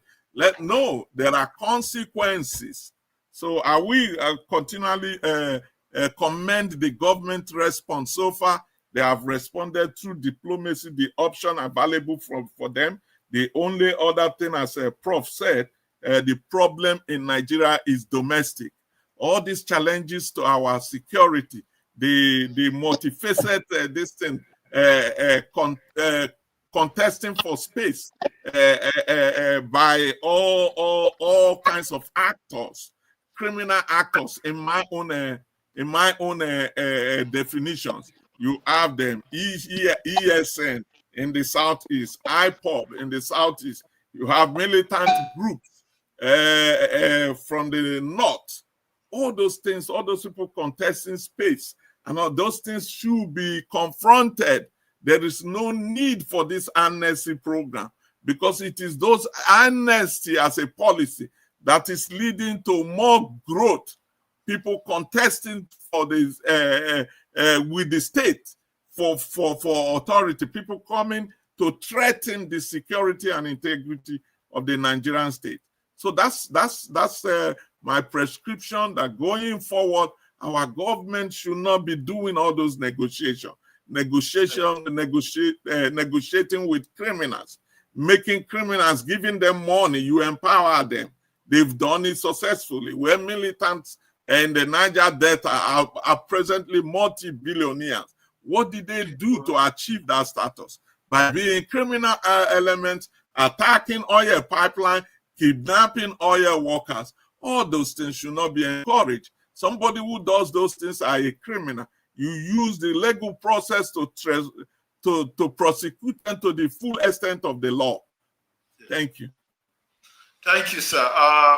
Before I invited Dr. Yegbile for his answer to that, I will just say, because of time, after Dr. Yegbile, Dr. Chris will speak on their solutions to this problem. Then I'll give all the panelists 1 or 2 minutes for your closing remarks, and we'll be out, because in Nigeria it's almost getting very late. In fact, you see our audience dropping. Most of them were from Nigeria, and they've been sending messages that it is dark. I will know what happens here. So please, Dr. Oyegbile, your response to that question. Thank you, Kingsley. Thank you, Dr. Frank. Thank you, Professor Akinyemi, for your beautiful responses. So the question is, do you think Tinubu's administration is handling this situation appropriately? And if you, what is your take? How would you do it differently? Then after you, Dr. Chris will speak. Then we'll go back to Professor Akinyemi for his closing remarks. Thank you. Okay. I would like to be very, very brief so that we don't waste too much time. Whether the administration is handling it well or not, or the response, I think to some extent, the response is okay, but what the government does not even need to respond that it is not only Christians who are being killed. That kind of a response is for you to accept that yes, there are killings going on and you are aware, but don't just say that it is only one section, it's all sections. That's something wrong, diplomatically or even ethically.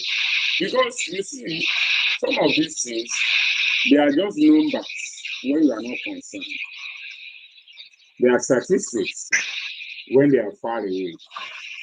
But when you are hit close at home, you know what it is. So I think the government has been thrown into a panic mode. That's why they are releasing names of terrorists that are under trial and all that. What we should do is never to let this step out of our focus. Because Nigerians are facing so many challenges. Therefore, when things pop up, it occupies our attention for some time, and then after that, it goes away. Something else comes in. About this time yesterday was, I was still airborne. Okay, I arrived. In the past 4 months or thereabout that I've been away, I never thought of not having power. Now there's no power. The heat is there and so on. So Nigerians face a lot of challenges, and what the government needs to do is if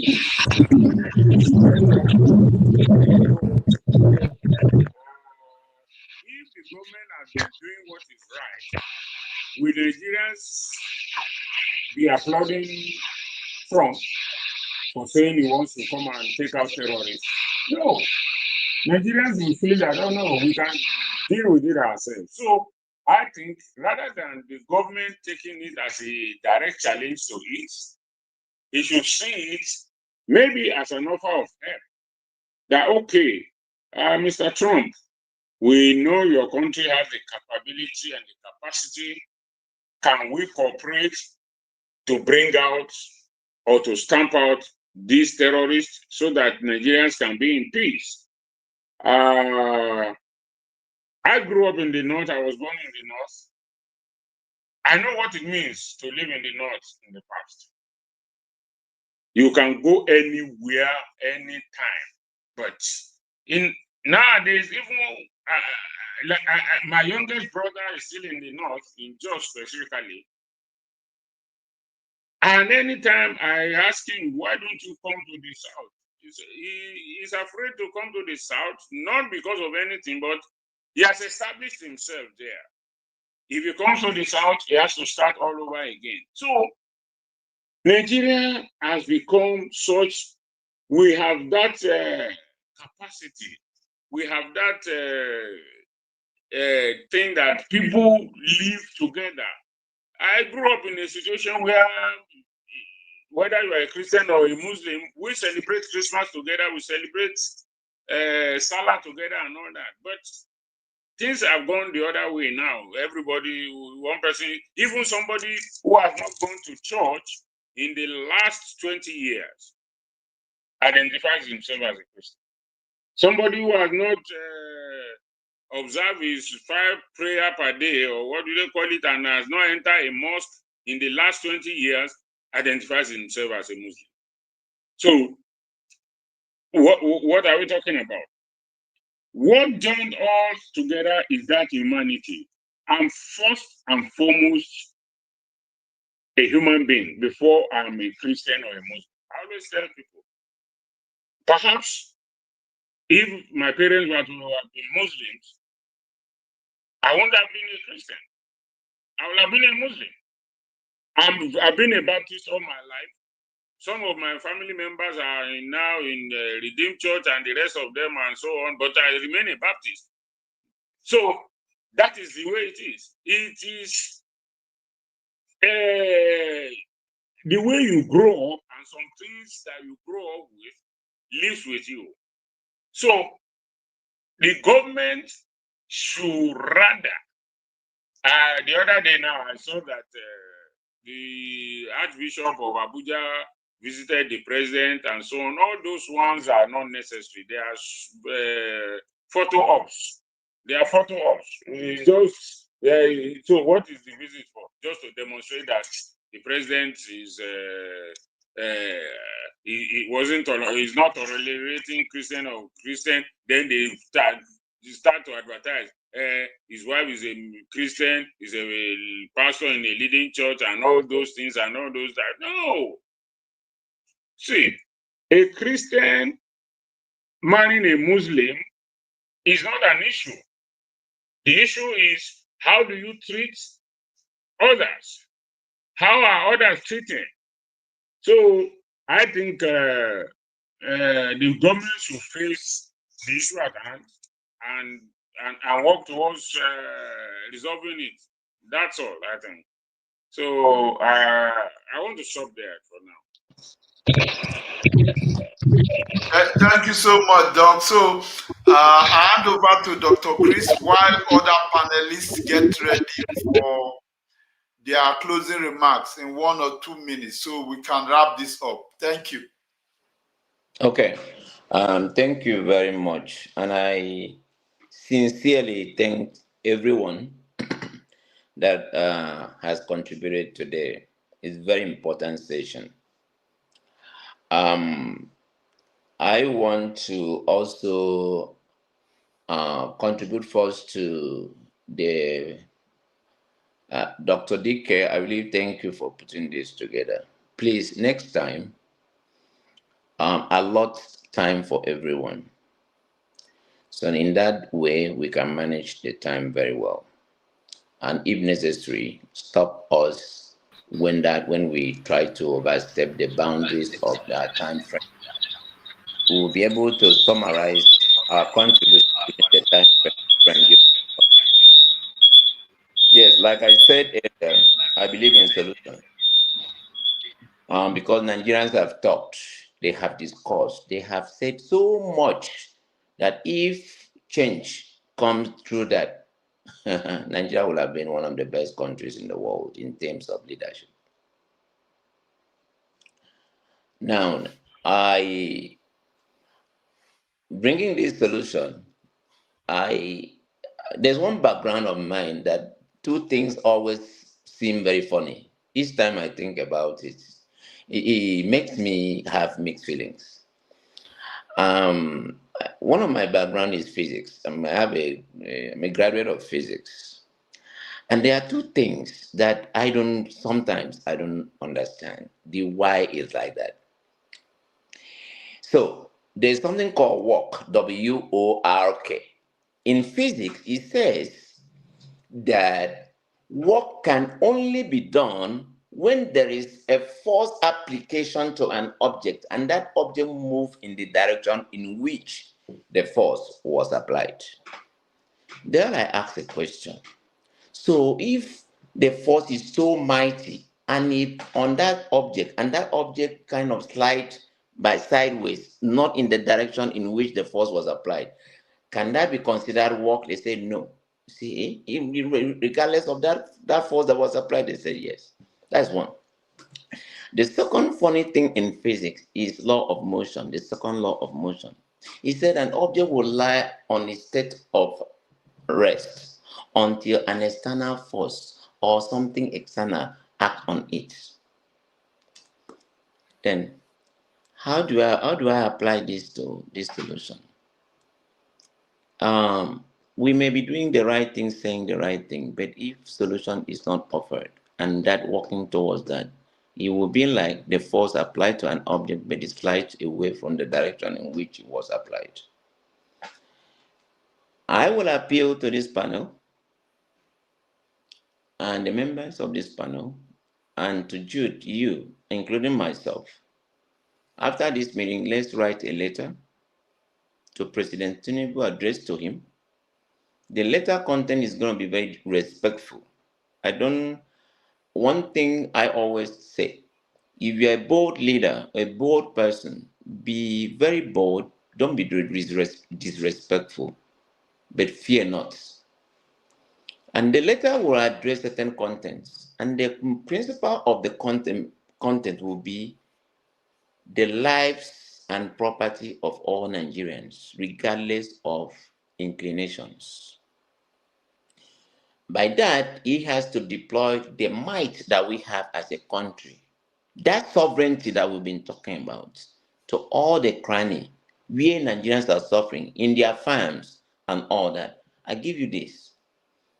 It's very disgusting when if you have daughters or a daughter, you send your daughter to school and one day you wake up and hear that it's in the bush with the bandits. That was what happened to the 200 girls. It's very pathetic. Anytime, any day, you reflect on it. And yet, we still talk about this. So, that letter will not only be sent, we will not send the letter to him alone. We have to send the letter to the press. And anywhere, I will stand by it. I'm going to sponsor the dispatch of the letter. I will sign the letter myself too. And whatever is needed for that letter to get global attention, which is going to be good for Nigerians, is not exposing the government. It's what we are asking the government to do. I will stand by it. And I'm ready. That is where my conscience would justify that I'm part of this meeting. Because I cannot be in this public discourse. We finish it, and that's it. Only for us to reconvene again and be talking about problems that we are facing as Nigerians. The problems must be solved. So when we send this letter and do all this, and then next time we don't see any change, we'll find a different direction. And another thing is when it comes to a foreign actor, I try not to talk about it. Even if something is disturbing my family, and I realize that I'm incapacitated of solving that problem, and I genuinely see a friend who want to help me out, I will call that friend to come and help me out because to the interest of the family, not not any other interest. So I'm not talking about Trump, talking about whoever. What I'm saying is that we should, if you are sick, you cannot get yourself healed, you go to the hospital. So it's not about war. It's about making sure that Nigerians are safe. Any way we can achieve this, let us achieve this within the confines of the law. So, and then we have to state when is this letter coming out? Is it tomorrow? Tomorrow is Sunday. Is it Monday? Get ready. If you want me to be the one to write this letter, no problem. And then we'll send it to all the panelists. They go through it, no problem. And then we send it. It has to be immediate. It has to take the urgency of which it takes. So that letter should be to get to Astorok this week, and from this week, I will say today, Saturday, okay, next week, to get to them next week. And all the publicity that letter should also take that next week. Like I said, it's not a sabotage letter, it's a letter appealing to the government to strategically to do this. And then, like I said, I will put my name there. I will put my signature there. Why? I would do anything within the confines of the law for Nigerians. I love that country so much, and that's why I'm in this panel. Thank you very much. Thank you, Dr. Chris. Thank you for your suggestions. I think the panelists said, and everyone would give their closing remark. But before you do, I want to thank everyone for this opportunity. And just before we opened our eyes, closed it, opened it again, according to the Nigerian parlance, it's already almost 2 hours plus. So going to 3 hours.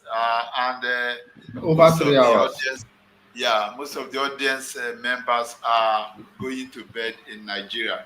For me, just the start of, in fact, it's just noon here in Calgary, so I can ball all day, but we have to consider the audience and also the panelists. 3 hours of your time. I know all of you are professionals. It's a lot. Thank you so much. I want to say this so that I don't miss the opportunity to say that. Thank you so much for this. And with that said, I'll hand over to Professor Nuru Akinyemi for your closing remarks, sir, and anything you need to add, as brief as possible, please. Thank you, sir. Thank you, Dr. DK, for putting this together. And thank you for all the my co-panelists for taking your Saturday to discuss this. So I'm going to be very brief. Try to. I was born and raised in a part of Lagos called Ajegunle. I don't know if you guys are familiar with Ajegunle. In Ajegunle, Of course, we are. Yeah. So I'm a product of Bass Street. Exactly. 105 Bass Street, Ajegunle. Yeah. So this is a real AJC boy here. and you know that in Ajegunle, there are people from all over the country. I was brought up in an environment where there are Igbos and Hausas and Urobos. The first language I spoke was Igbo, right? And we all got along very well. So I know that the problem is not the people. What we are witnessing now is out of the character of Nigerians, the way I grew up. Okay, so I know we can get back to that. So how do we get back to that? I think first of all, what Kingsley was talking about, law and order, I think that needs to be the first approach. But long term, and this is a long-term solution, because right now we're talking about the symptoms. One thing that we have lost, respect for authority. It used to be when you saw a police officer, you respect the police officer. You know, you have nice, well-pressed uniforms and their shoes are shining, and you know, people respect police officers. There was still corruption, yeah, but people respected authority.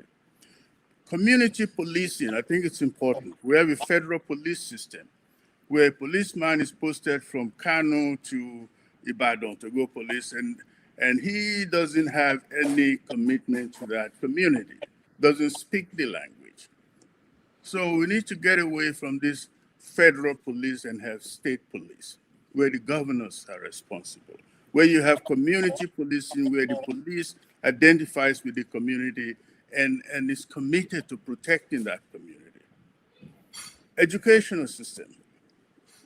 Our educational system is totally broken, right? That is the first place you meet people from other parts of the country, where you form friends across ethnic and religious backgrounds. Educational system is broken. We need to fix that. Employment. Most of our population, maybe even 60%, are under 18 years old. We have kids who go to university and come back and come out, and there's no job for them. So what do? They're easily recruited into all these groups that we're talking about. Banditry, terrorism, and all kinds of criminality that we have. So I understand these are long-term solutions, but we cannot continue to discuss symptoms and try to put bandage on it, because that's not going to work. We have to invest in the long term. And I think this is where it's not just the government, it's also civil society, it's community level organizing, it's the faith-based organizations, it's everybody. It's not just the responsibility of the state. So I will stop right there. And thanks again for everybody for participating and for contributing your ideas. Really appreciate the discussion. Thank you. Thank you, sir. Thank you so much, sir. And we appreciate your time and contribution. All right. Dr. Nakemu, you have the floor. Yes, I don't know. I like talking after Prof has maybe I like collaborating things that Prof have said. Basically, to me, Nigerian government should be sincere in the pursuit of security and peace in the country. Should not be selective. They should not turn their eyes the other way in addressing insecurity in the country. They should go out all fully forced with the intention to addressing insecurity, making it non-lucrative, number one, and secondly, providing social justice. I think some of the reasons why people are being radicalized into this armed bandits or terror group is as a result of lack of social justice, no good health, lack of education, as Prof has highlighted. They don't have access to good life. No, access to good life is absolutely absent in the Nigerian society. We are just surviving. We are not enjoying anything. No good amenities. You struggle from day one of 365 to 66 days, rather, yes. Every day, no good life. That's the problem. I can tell you it does not recognize North, it does not recognize South, it does not recognize Christian, it does not recognize North. We all are suffering the same characteristics: poverty, lack of amenities, lack of good life. You see, in Europe and America, in other areas of the world, the reason why terror is reduced, the average human there have access to good life. But in the case of Nigeria, I can tell you for free, we are surviving. You wake up, you don't know what happens. See, poverty in Nigeria, I can tell you, has made so many people to resort to harm. So government should be able to change their orientation. What is the primitive accumulation of wealth for? That a man can close his eye today and tomorrow is nowhere, and the 16 billion you have in your account, in your street, there are poor people moving around you. Members of your family, they are poor. Why won't they resort to kidnapping? Not justifying it, however, but I can tell you that if this social justice is being addressed, provision of health, provision of good life, access to good life, if they have been provided, crime will reduce, terror will reduce, kidnapping will reduce. Yes, there are people who are dissident to the state, agreed, but we know that we are fighting a minute or microcosm numbers of the state, of the population that have resorted not to repent. So that's my take. Thank you very much. Wow, thank you again, Dr. Nakemu, and thank you for joining us all the way from Port Harcourt, Niger Delta, Nigeria. So I'll hand over to Kingsley, and then Dr. Yegbile and Dr. Chris. Your closing remark as brief as possible. Thank you. Kingsley, you are muted. Unmute yourself, please. It's you that muted me, and I didn't even touch it. No, I didn't. You did it earlier, not me. Okay. Yeah. Am I still muted? No, you are. Can hear you. No, you are not muted. We can hear you. Okay. Can hear you loud and all right. Thank you so much. You know, at very short notice, everybody. We didn't even talk about your article, your recent article. Very short notice, we were able to do. Actually, I wrote something about this. I just maybe in the next week or so, some of the dailies will start publishing it in Nigeria. I wrote something on averting Nigeria-US last night. So Nigeria-US conflict, possible Nigeria-US conflict. So, but as I just want to thank everybody. It's always good to share ideas. Dr. Chris, when we do this, it is not because we know it better, we want prescription for the Nigerian government, No, most of this gathering is to promote discourse. You know, it's not so that all the problems we identify we go give. No, there are processes that government use to respond to those issues. It is just like a public affairs commentator. When you write on issues, you have made your perspective. It will inspire another person. Like now, we have all shared our thoughts. It will inspire another person to promote doing things right. You know, but this is not like a forum where okay, we are going to do a report. Let's like what they do, like a round table and all those. Prof, you will tell us better in the academia. And Jude, you do like a round table, then there's a rapporteur. I recently was a rapporteur at a round table during the 80th section of the United Nations General Assembly. So that takes time. So all the conference paper, keynote address, and all those things, and I had to put them together and come out with a report. You know that both the organizers and you now share to all the participants and possibly to government. You state your prescription. This format is this what we are doing here. It's not that format. You know, we are just trying to promote discourse and add to the ongoing conversation, enlightenment to issues. That's what we are doing. I don't know, maybe Jude, if you have those rapportorial this thing as part of this, but I believe that that's what we are doing. It's just to promote discourse and promote conversation, enlightenment to the public, and see also maybe somebody might be inspired. I really love the presentation. It's nice meeting everybody. I want to thank you all for participating. Thank you so much. Thank you so much, Kingsley. Yes, the good thing about the current age and technologies that we can use AI to summarize everything, but in getting it out, it will be difficult because everybody has to sign off on it. We can't publish anything and say all of us agreed. I don't think we even agreed in our opinion. So, but we'll talk about that later. Let's hand over to Dr. Oyegbile. I think he's still here. I know it's very late in Nigeria. Sorry for keeping you up till now. Dr. Oyegbile, please. Oh. Hello.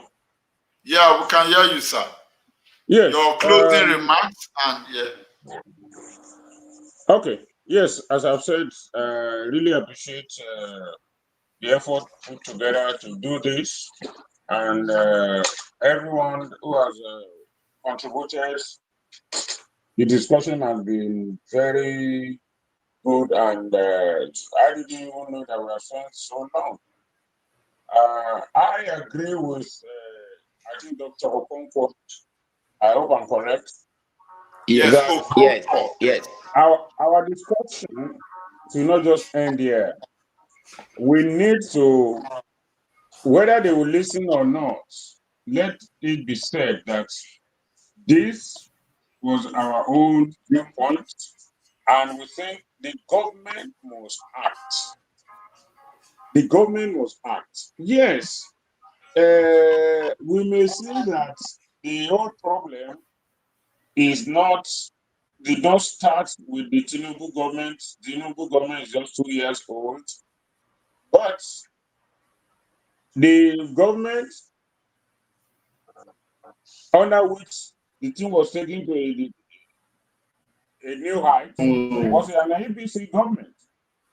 If Buhari government had not been an APC government, we'll have been hearing so many revelations now. But because it is the same party government, that's why some of those things we are not hearing them today. So, as a final call, I think the government must be told that government must do what it needs to do. If Trump decides today to back his word with action, How many Nigerians will be ready to defend their fatherland? That is the final question I want to, because the politicians are defending them, they are defending their own territory, they are defending themselves, their family. They are there not because of Nigeria, but because of their own personal interest. So who are the Nigerians that will fight to defend the country if a push, if a show becomes a push? Thank you very much for everybody. Thank you, sir. Thank you, Dr. Yegbile. Okay. I think if all the panelists agree, I'll follow up with everyone later. We can summarize something and put in the media at least. Let there be a press release. It's very important. And, it's very yeah, important. and yeah. So over to you, Dr. Chris. Let's Okay. hear your All right. closing I really remarks think in in 1 or fact, 2 minutes, sir. okay. My happiness is that the people that we have discussed, they are fantastic people. Jude, you do me a favor. I would like to, if talk to them, any of them that would like to share their contact with me.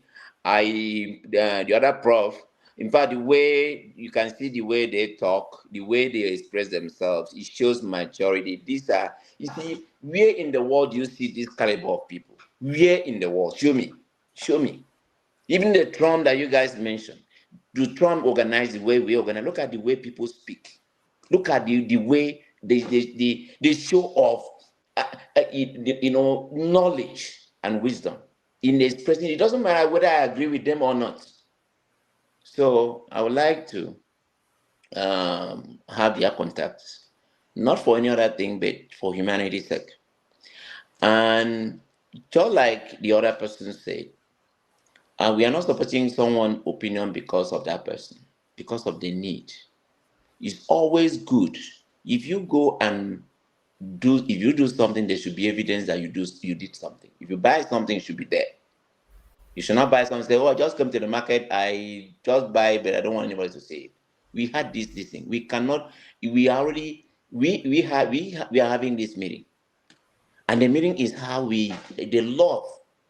There are a lot of you I know have so many things to do today. Saturday is always a day where we take care of ourselves and our loved ones. But we decided to do what economists, I'm also an economist anyways, I call opportunity costs. You forgo something for something. So please, let's do that. Let's get our message with due respect across. Let it be that. Let us be the voice in a lonely sea or a lonely land in the desert crying for help. I will conclude this way.